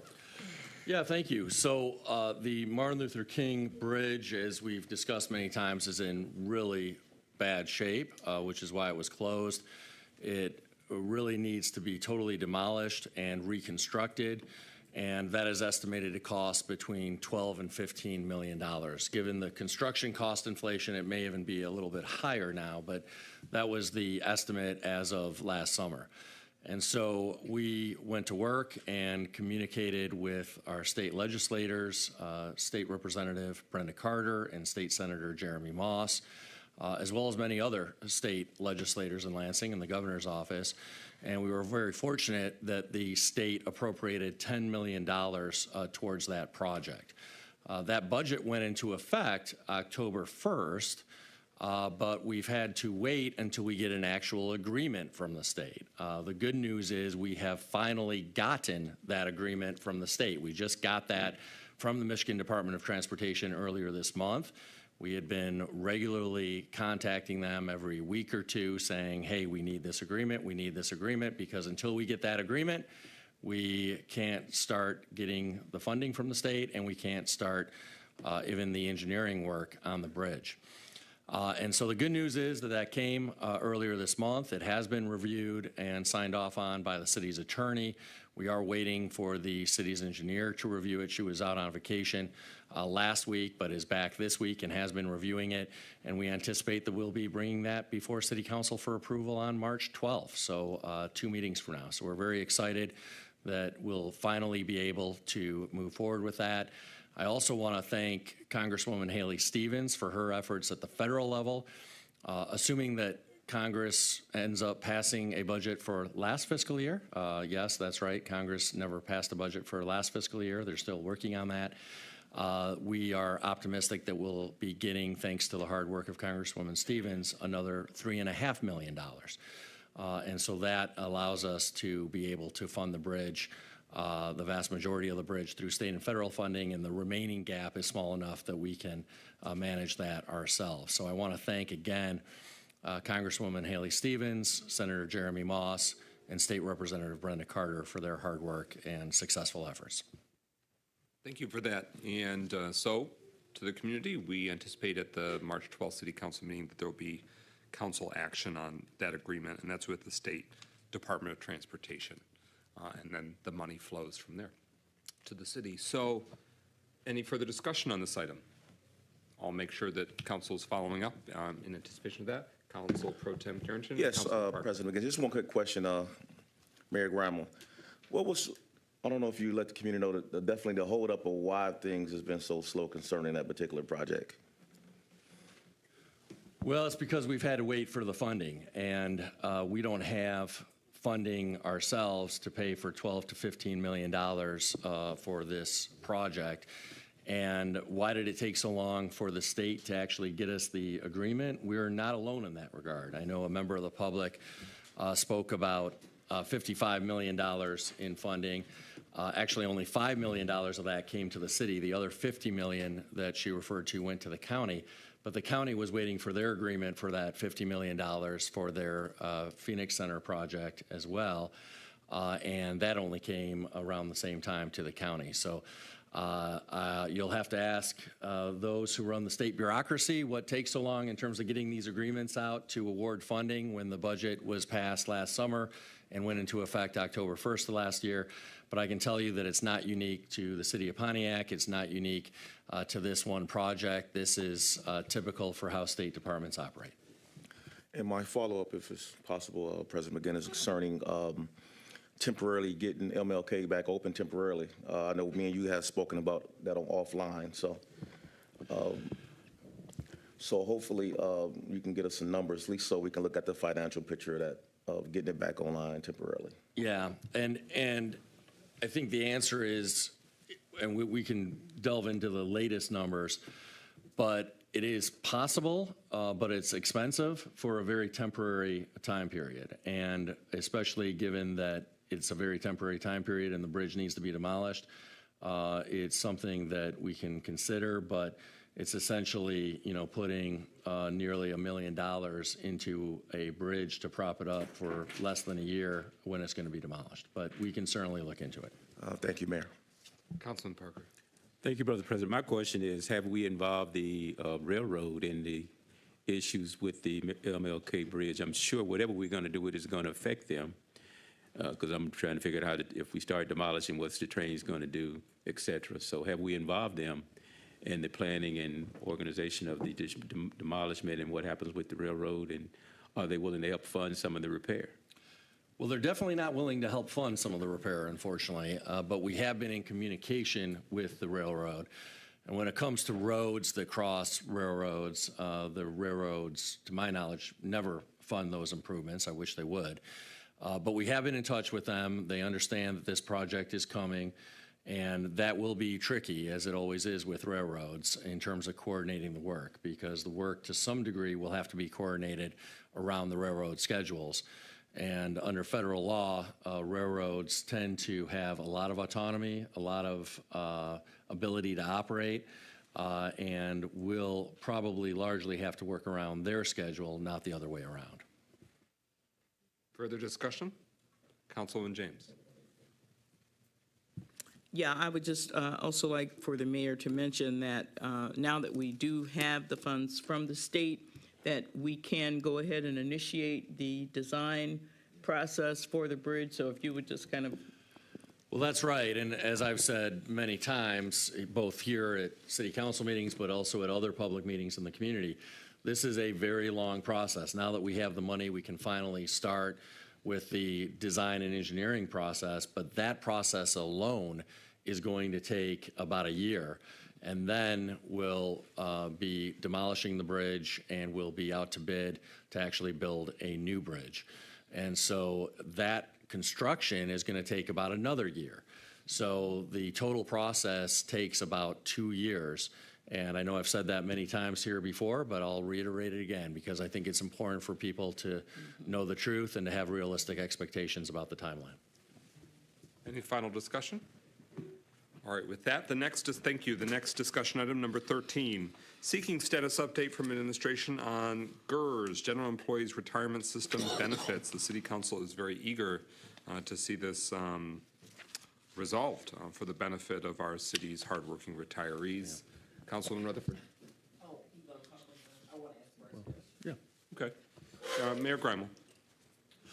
Yeah, the bad news is this has dragged on far too long. Largely because CIPRIA, the City of Pontiac Retired Employees Association, insisted on doing their own actuarial study before engaging in any real negotiations. And so that delayed it until this past summer when they finally got the results of their actuarial study. Since that time, this is the good news, we have made a lot of progress in these discussions and in these negotiations. I thought we were there a few months back because we only had 1 or 2 outstanding issues, but Those issues have proven tricky. The issues that we're still working through is how much of the money in the old pension system will go to the new pension system versus the healthcare retirement fund. And the other concern, of course, and the other provisions that we're working through is safeguards to make sure that neither of those funds ends up in any financial jeopardy. Obviously, adding $400 a month for the roughly 1,000 retirees for the remainder of their lives does cost a lot of money, and that money has to come from the pension fund. And so it's our position that as much of that money from the old pension fund should go to the new pension fund to help fund that stipend, because the last thing we want is to jeopardize the liquidity and long-term survival of that pension fund. So it's very important to protect the retirees' basic pension, and very important to protect the financial well-being of the city, which would be on the hook if that pension fund ever goes into deficit, that we make sure that we have proper safeguards around this. We did have a really positive meeting with the City of Pontiac Retired Employees Association a few weeks ago. We sent them written correspondence that discussed what we thought we had reached in that meeting. It did take them about 2 weeks to get back to us, so we just recently heard from them in response. And I have a meeting with the city's attorney tomorrow to debrief on that and to try to close this gap with them. So our hope is that we'll be able to wrap this up here in the next few weeks. We are very, very, very close, but we have a few more items to iron out. Councilwoman Rutherford. Look here. Promises have been made, and promises have not been kept. And a citizen in my district asked, can you give us a direct timeline, because they're suffering. And when you make these speeches about how we're going to get this GERS thing handled, and yet more and more people are suffering. And so I'm a person that likes detail. Can you give this council or the community a specific timeline and date when this is going to be resolved? Because people are dying. People are spending money they cannot do on their medicine. And they are frustrated, and promises were made by this administration, and they are not being kept. So do you have a direct timeline when those folks gonna get their $400? Because that's really what they want to know about. I yield to the administration or whichever way you want to go. Michael. We'll keep the speakers list going. Who would like to speak next?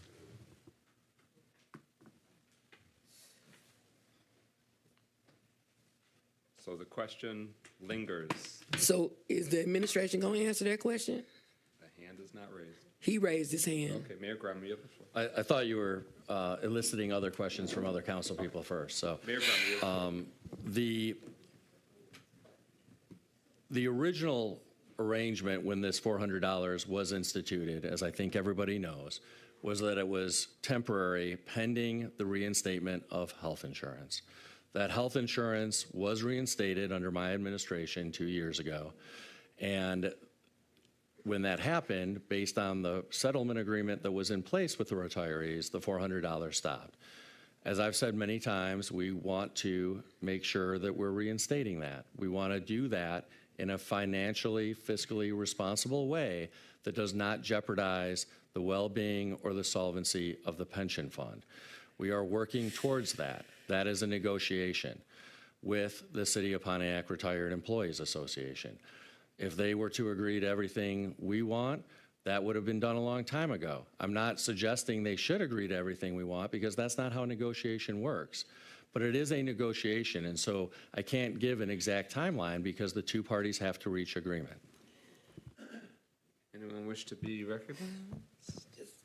Oh, is that a finger? Okay, Pro Tem Carrington for a first time. Yes, thank you, President McGinnis. What safeguards currently that we have in these agreements? I yield to the mayor. Okay, Mayor has the floor. Yeah, those are still being worked out, but we want to make sure that two things. Number one, that the spending cannot continue if the amount of funding in these funds dips below a certain level. And so that's very, very important. The other thing I would note is while both funds are currently overfunded, there's no guarantee that they'll always be overfunded, especially with the additional strain that the $400 monthly stipend would put on the pension fund. I also want to note that the VEBA fund is much more, which is the retiree health care fund, is much more overfunded than the pension fund. And that's why it's our view that especially if we're going to reinstate the monthly stipend, more of the dollars should go to the pension fund to fund that and make sure that that can be afforded without jeopardizing the solvency of the pension fund than should go to the retiree health care fund. Follow-up, Pro Tem? Yes, and this one follow-up question. So the city at this moment is not seeking going into any court with this particular retirement fund. Are you guys seeking to go into court, or are you guys trying to work out these things at the table with that particular board? Well, both. And if we reach an agreement with the City of Pontiac Retired Employees Association, that agreement will have to be approved by the court. Okay. All right. Thank you. Councilman Rutherford. I wish I could yield my time to you to get a different opinion, because I'm starting to understand why members of this community are shaking their heads in disbelief. And I just want to say I am praying for y'all that this works out in y'all favor, but I am starting to feel the same way you feel. And it's mind-boggling to me. Maybe it's because a lot of the retirees live in District 1, or maybe it's because I get the calls from people that are having to make life choices about their medicines. But this administration, I understand negotiation. I negotiate all the time. I was a negotiator when I was a singer-songwriter. What I don't understand is not being transparent about a timeline. What I don't understand is people are, I just don't think you understand how this is truly affecting people. And they're going to show us. If this isn't done, that's all I'm going to say, they're going to show us come next year.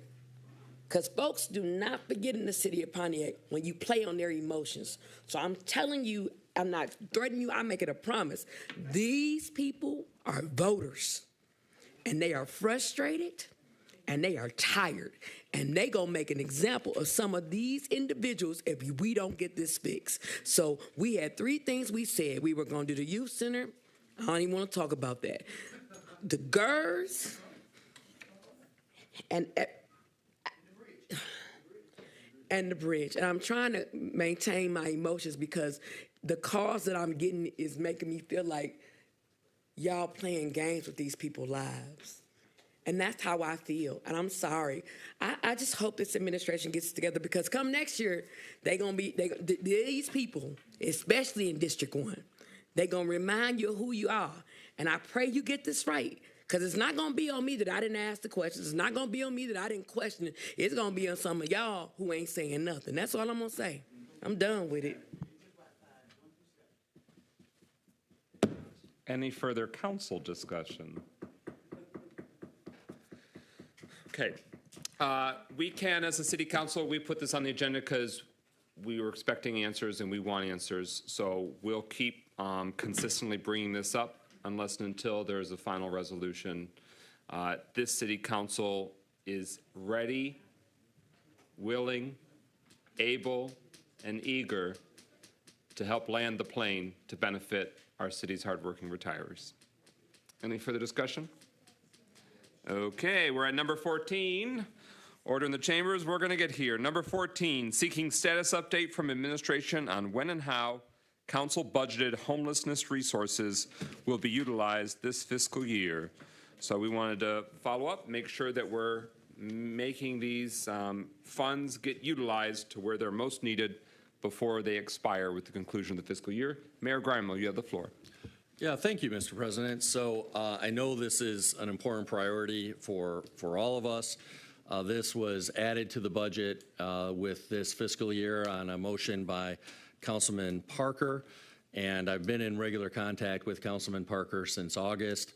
He has ultimately encouraged us to talk with Jennifer Lucarelli, who has been very involved with a number of these initiatives. I did meet with her some time ago, and she did send some thoughts this week. And Councilman Parker and I are getting together next week to review those thoughts. And the administration, subsequent to that, after getting Councilman Parker's input as the person who really championed this in the budget, will be bringing forward a recommendation so that we can put these funds to important use to try to address the homelessness crisis. Okay. Further discussion on this discussion? Councilor Rutherford. Facing the debacle that happened in January, what is the direct timeline when you guys are going to talk about this and actually disperse the funds? Because CCRT needs funding, and the other organizations that Councilman Parker has named you need funding, and they've already reached their physical budget for the year. So I'm asking a direct question. What is the direct timeline when you guys are going to meet? One.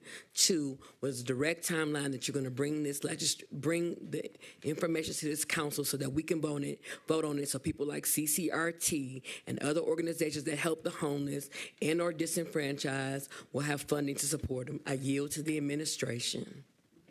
Mayor Gramel, if you'll claim it. Yeah, Councilman Parker and I are meeting on Monday. Thank you. Okay. Further discussion? Councilman Goodman.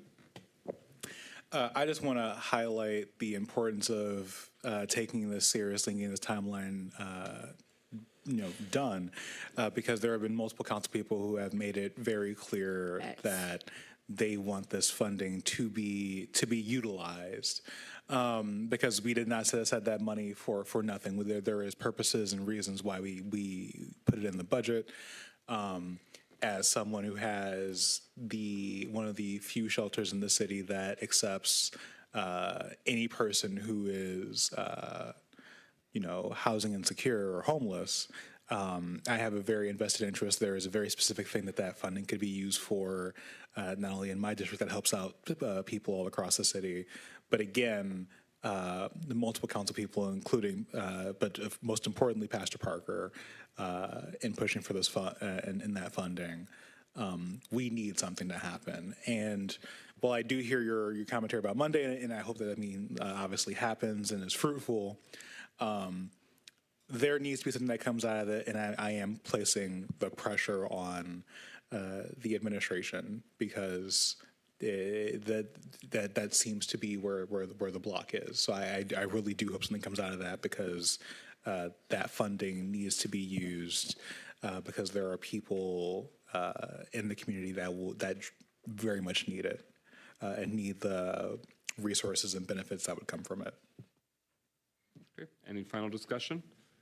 I think that it was already detected, but on behalf of the City Council, we want to amplify how grateful we are for Councilman Parker consistently following up on this, advocating for the funding in the first place, and wanting to make sure that it gets actively used this fiscal year. Pastor Parker, hand is up. You have the floor, Councilman. Brother President, I wasn't going to say anything because I didn't want to prolong the time, but I do know partially the problem was that coming up with a process and a system that will allow for accountability as you disperse the funds and what it's going to go to and what it's going to go for was one of the hindrances to the money being distributed, because you want to make sure that we just wasn't just writing blank checks to people and hoping they did what they said they was going to do with it. They need to be able to give a report back to us on what the monies went to specifically, so that we can account for it expeditiously and responsibly. So that was part of the holdup of trying to get a system that would work for us. And I believe over the last couple of months, we've come to an understanding as to what was really needed from those who needed the money so that they could get those funds available to them. And most of them have submitted those requests, which has been passed on. I believe I know I passed them on to you, Brother President, as well as to the administration as to what they submitted. And I think we'll be able to have a good, clear understanding after we meet Monday to be able to decide and disperse it within the next couple of weeks, or within the next 30 days, I'm sure. All right, we'll keep following up in partnership with you. Any final discussion? Hearing none, we're now at communications. On the City Council agenda, you can see upcoming events and activities happening in the community. For a time, I'll leave it there. But Mayor's Office Communications, you have the floor. Thank you, President McGinnis. Number of items that I'll quickly try to summarize. I know it's getting late. But I want to begin by emphasizing that we have 3 town hall meetings next week regarding both mobile food vendors and temporary uses. As council is aware, we have a ordinance revision and amendments that we brought forward back in November. And we've had a lot of one-on-one conversations with vendors in the community about these proposed changes. But we want to make sure, at council's urging a week or 2 ago, that we're also allowing an opportunity for town halls. And so that opportunity is next week. And I want to run through when and where these will be occurring. So on Monday, March 4th, from 5:30 to 6:30 p.m., right here in City Council chambers will be the first of those town halls. Again, this is about mobile food vendors and also about temporary events or temporary uses. Then the second of those town halls will be the very next day, Tuesday, March 5th, from 10 to 11 a.m. at Centro Multicultural La Familia. A number of food vendors are primarily Spanish speakers, that is to say their first language is Spanish, and there will be a translator there translating the presentation in real time. The third town hall will be next Thursday, March 7th, from beginning at 5:30 p.m., and that's going to be at the Bowen Senior Center. So we encourage folks who are interested to know about the proposed changes to food vendor registration and regulation, as well as temporary uses and temporary events in the city, to come out to those town halls to learn more. Also, want to again encourage people to come out for youth recreation and enrichment programming. We've had many thousands of young people benefit from these programs. Again, everything from sports and athletics to 3D printing and band and digital content and coding to tutoring to mentoring to robotics. So please go online at PontiacRecreation.recdesk.com, recdesk.com. And if you have questions about it, talk to people who have participated in these programs. These are great opportunities for our community's young people, and they are completely free of charge. Also, we have another really important opportunity to get more Pontiac-based businesses involved in contracting with the city. We want to make sure that we're utilizing as many local suppliers as possible. So we have Supplier Connect events coming up. We have 3 of them. The first one is in March 15th, from 5 to 6 p.m. Come on out. That's right here in council chambers. The following month, April 19th, 5 to 6 p.m. again, right here in council chambers. And then the following month, May 17th, 5 to 6 p.m. here in council chambers. So March 15th, April 19th, May 17th. If you have a small business and you're interested in doing work with the city and getting contracts with the city, come on out right here to City Council chambers from 5 to 6 p.m. on those evenings. You should RSVP in advance, so please RSVP to purchasing@pontiac.mi.us. This is all about how you can get contracts with the city. The other item I want to remind people of, I know I've mentioned this in the past as well, we have our second annual Spring Bash and Egg Hunt coming up on Saturday, March 23rd, so save the date for a great family fun event. I also want to remind people that both the City of Pontiac and the 50th District Court are hiring.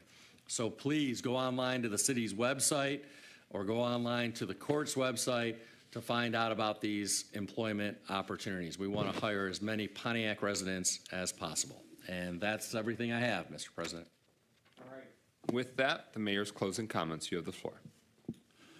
Yeah, thank you. I know that Ms. Jacobs expressed concern, very rightfully so, about the emergency manager sending the city's community development block grant program to the county. I do just want to mention, I know this has been mentioned at past city council meetings, that we are bringing that back to the city, and it will be back and administered by the city beginning July 1st of this year. So we're very, very happy that we have reclaimed our community development block grant program from the county.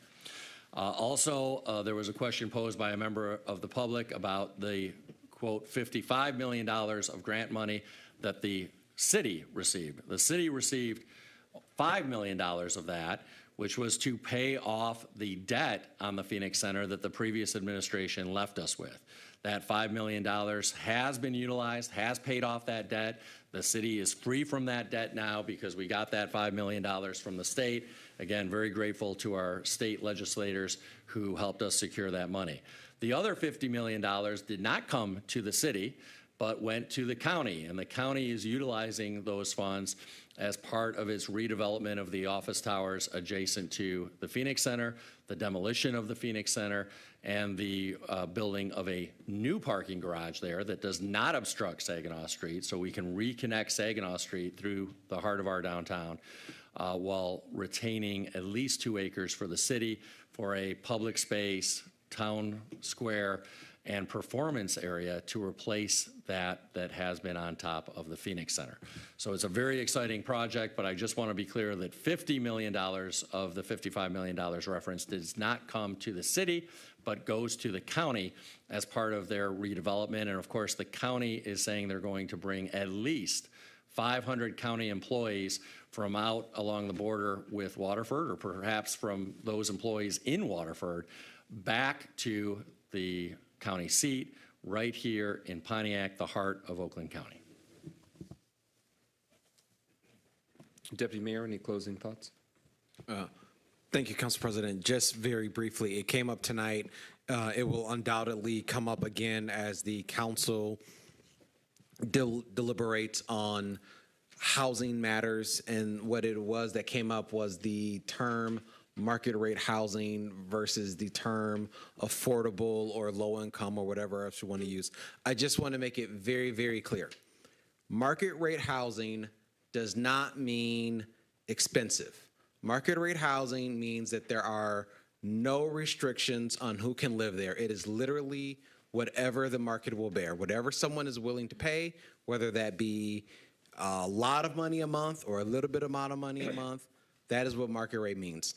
Affordable housing, workforce housing, whatever other word you want to use, what that ultimately means is housing that is subsidized by the government, which means that some governmental entity is paying money to keep the prices on that property low, and which also means that as part of the reason that the government is paying money, there are restrictions that are put on who can live in that property, how much money you can make to live in that property. So I just want to be very clear that when the word market rate is not a bad word, the word low income, the word subsidized, the word workforce is not a bad word. They are just categories of housing types. Thank you. Thank you. Mayor Grimal. Yeah, forgive me for forgetting to mention this, but I do want to just announce that, and we will be getting the word out more comprehensively than just this announcement this evening, but I do want people to know that construction will be beginning on Bagley and Gulf Drive in mid-April. So I want to really emphasize that be prepared, because yes, this is a great project. It's long overdue to fix up those roads, but it is going to result in road closures and a lot of inconvenience while it's happening. So it's going to start in mid-April of this year, and it's going to take a long time. It's going to conclude early 2025. So it's about a year-long project, and it's kicking off in mid-April.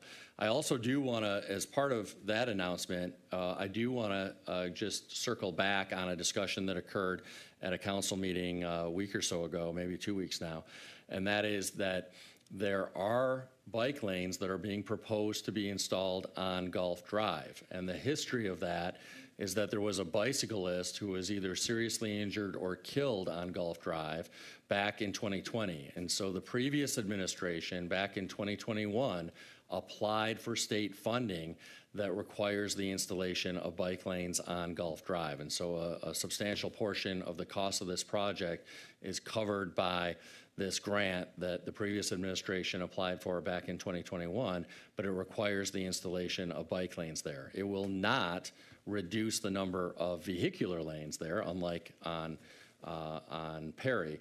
So this is not about the bike lanes taking up room that would otherwise go to vehicular lanes, but there will be bike lanes along there. And again, that was prompted by a very serious bicycle accident on Gulf Drive, and then the previous administration subsequently planning to include bike lanes here in exchange for receiving funding from the state. Okay, Clerk Doyle, closing comments? Thank you, Mr. President. And I'll be brief. When I became the clerk, I adopted the mission for the Elections Division, working to ensure every voter can vote. In regards to Ms. Jacobs' concern about her ballot, I personally spoke to Ms. Jacobs. She stated that the marijuana proposal was not on her ballot. I asked her, did she still have her ballot? She informed me that she had turned her ballot in. Unfortunately, at a point, state law says that if you've turned your absentee ballot in, you cannot spoil your absentee ballot. So there was nothing that we could do at that particular point. Had she still had her ballot, she would have been able to spoil her ballot and be issued another ballot. So there was no way for, to be verified that the marijuana proposal was not on the ballot. I take her at her word, but I will say that a number of people did not realize that the marijuana proposal was on the back of their ballot because the front of the ballot was so short because it was only the presidential candidates. So it was a lot of empty space, so some people made the assumption that there was nothing on the ballot. But if you notice an error on your ballot, then you have to bring it to, in essence, our attention. So I just wanted to clarify that to the public because we take the right to vote very seriously in the clerk's office, and we want to work to ensure that everyone can vote. I personally delivered ballots to the sick and shut-in and so forth like that. So that's just the model of our office. So I want to clear that up with the public. Thank you. Thank you. Councilwoman Melanie Rutherford, District 1. I had this great speech, wrote about housing. I was going to read it and go long-winded and do hoops and hollers and all that.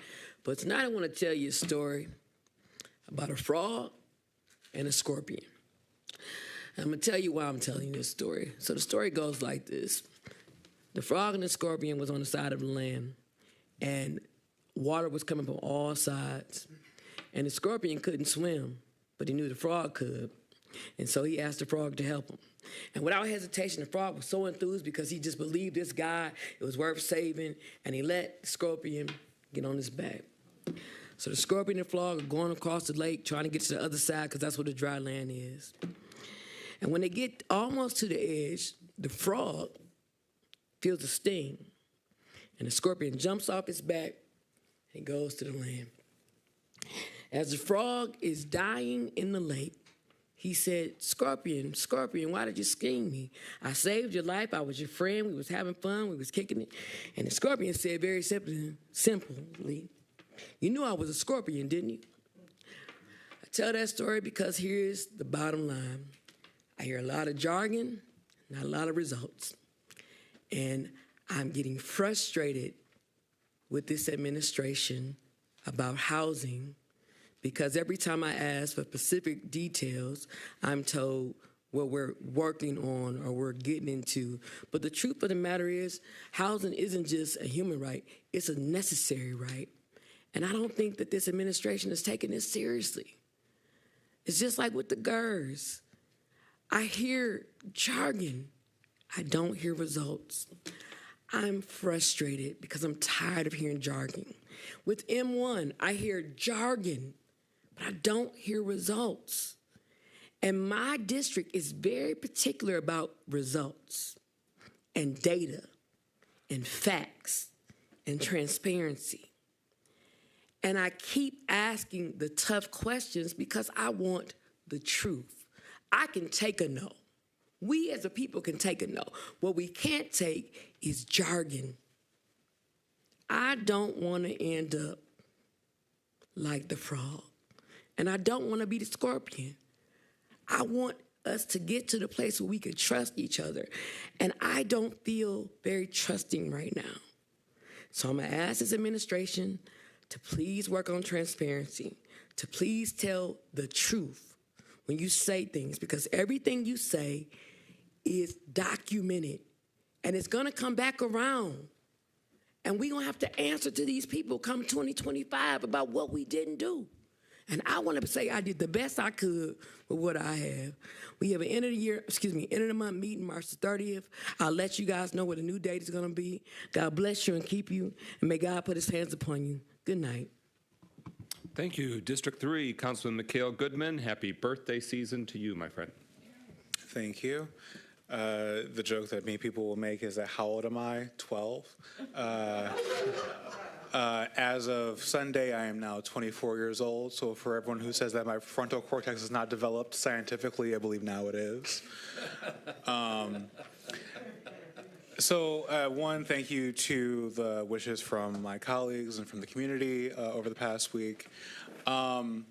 Simply put, because I want to be able to go home, I appreciate the support from my colleagues, members of the community, for trying to address our city's long-running housing problem when it comes not only to affordability but access and availability of housing for people within the city. Look forward to continuing to work with my colleagues and members of the community to create policy that actually helps the majority of Pontiac residents and not just the people who have a financial interest in properties in the city of Pontiac. Honestly, I think it's relatively simple and put there. I've had a relatively good week. I hope that the council and the administration continues to do the work that we need to do, addressing the needs and concerns of the community, because it is very hard to do the job when people do not trust us, do not believe in us. And I want us to keep doing everything we can to actually address the needs of the community, opposed to addressing what the community, just simply addressing what the community is saying, but not addressing the issues itself. So with that, I say good night. Okay. District 4, Councilwoman Kathleen James. Good evening, everyone. District 4 will be holding its community council meeting on Thursday, March the 28th. The Parks, Recreation, and Public Works Subcommittee that I chair will meet on Monday, March the 25th. And also in closing, I just would like to say this is our last day of Black History Month. It's been a wonderful month. I want to congratulate all of our Black history makers that we have photos throughout City Hall.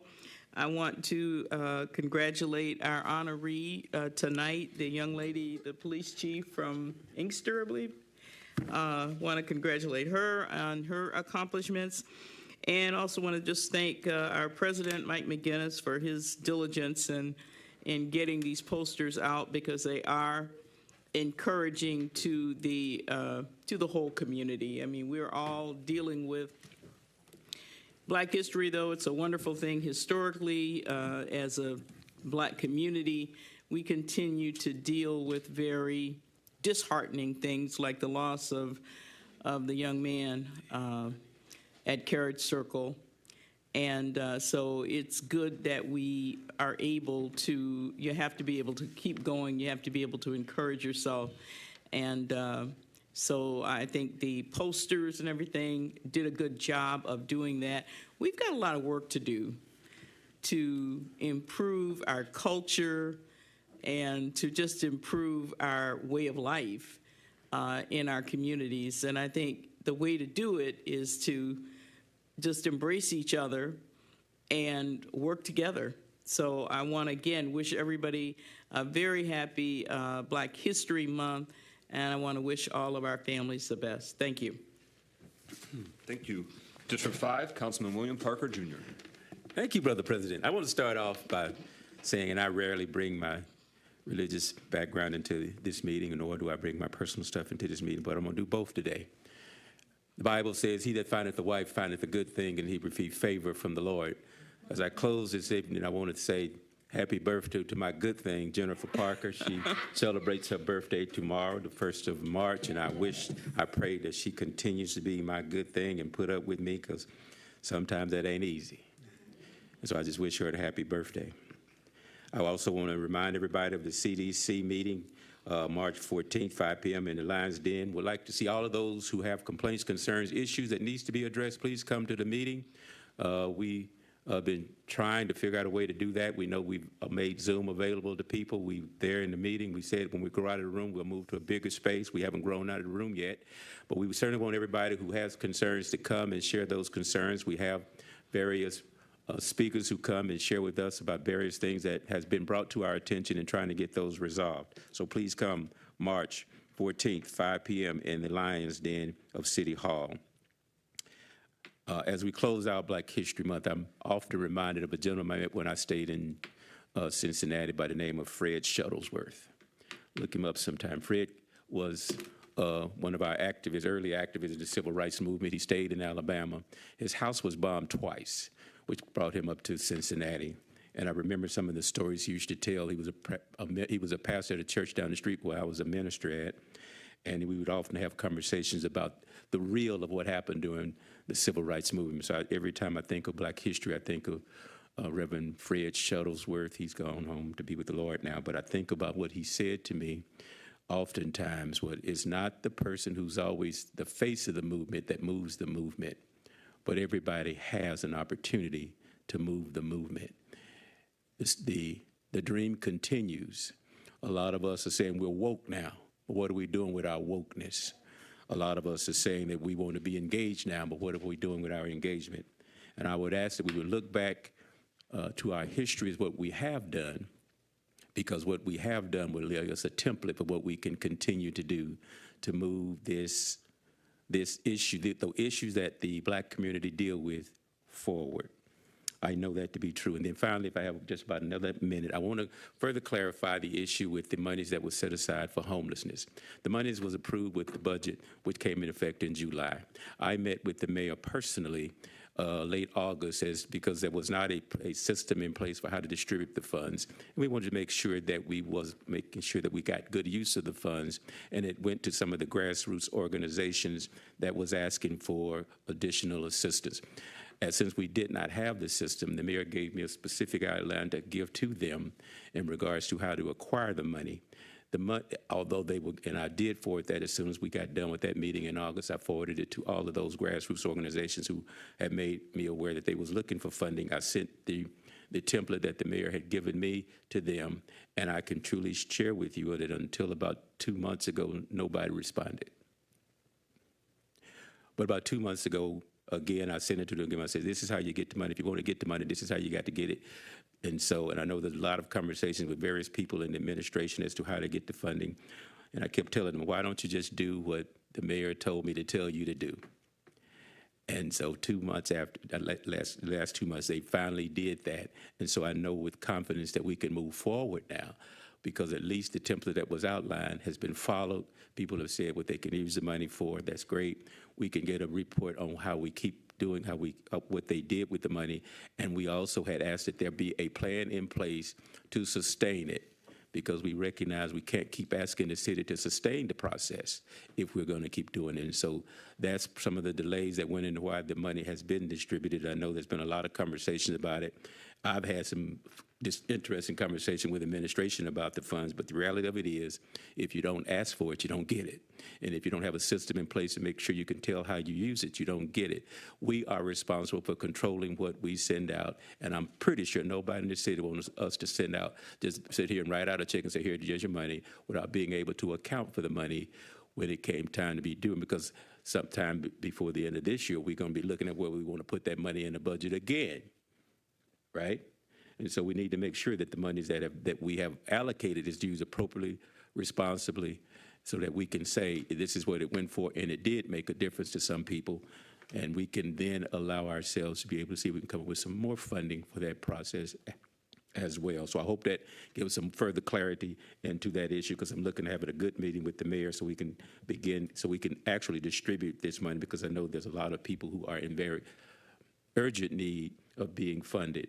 But because we are the council, we are responsible for taking care of the city's funds. It's not our money, it's the city's money.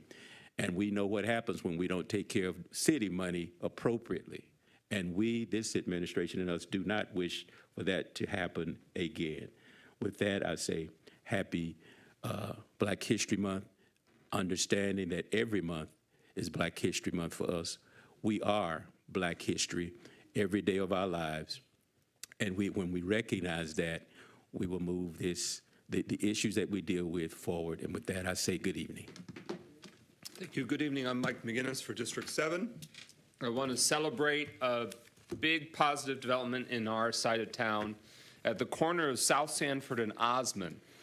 South Sanford and Osmond, there was a small, abandoned former office. It was like a real estate office more recently, but there was a fire a few years ago, and it was abandoned, and then it was just a basement. It was, semi-demolished. It was rough. Not beautiful, not safe, not contained, but the city's code enforcement team, working with building and safety, has been able to see that through the legal process, and that privately owned building has now been torn down and the site completely cleared. So at South Sanford and Osmond, we no longer have that eyesore and that blight. So we got more to accomplish, more to tackle, but I just want to celebrate that. I know the neighbors, I've heard from them, they are thrilled, and we've got more unsightly and unsafe structures we want to keep tackling on the east side. The next meeting for your East Side district meetings for District 7 is Monday, March 11th at 7 p.m. at Prospect Church. All are welcome. All are encouraged to be there, and we'll have some food. We'll make it a good time. And who attends sets the agenda. What you want to have discussed is driven by who comes out. And I want to thank the very strong turnout we've had from District 7 residents. I want to thank the City Council staff. So our Chief of Staff and Administrative Assistant and Outreach Specialist, they facilitated the installation of the new blinds in the council chambers as a City Council project. And again, happy birthday to the Right Honorable Mikhail Goodman, Attorney at Law. Happy birthday to you, sir. Is there a motion to adjourn this evening's meeting? So moved. Is there a second? It's been moved by Councilman Goodman, second by Councilman Parker to adjourn this evening's meeting. Thank you, everyone, for being here and for your valuable time. We'll keep turning up the heat to get some results and working with you as a community. Roll call on adjournment. Clerk Doyle. Goodman? Yes. James? Yes. McGinnis? Yes. Parker? Yes. Rutherford? 5 yeas, no nays. All right, that motion carries. We are adjourned at 10:06 p.m.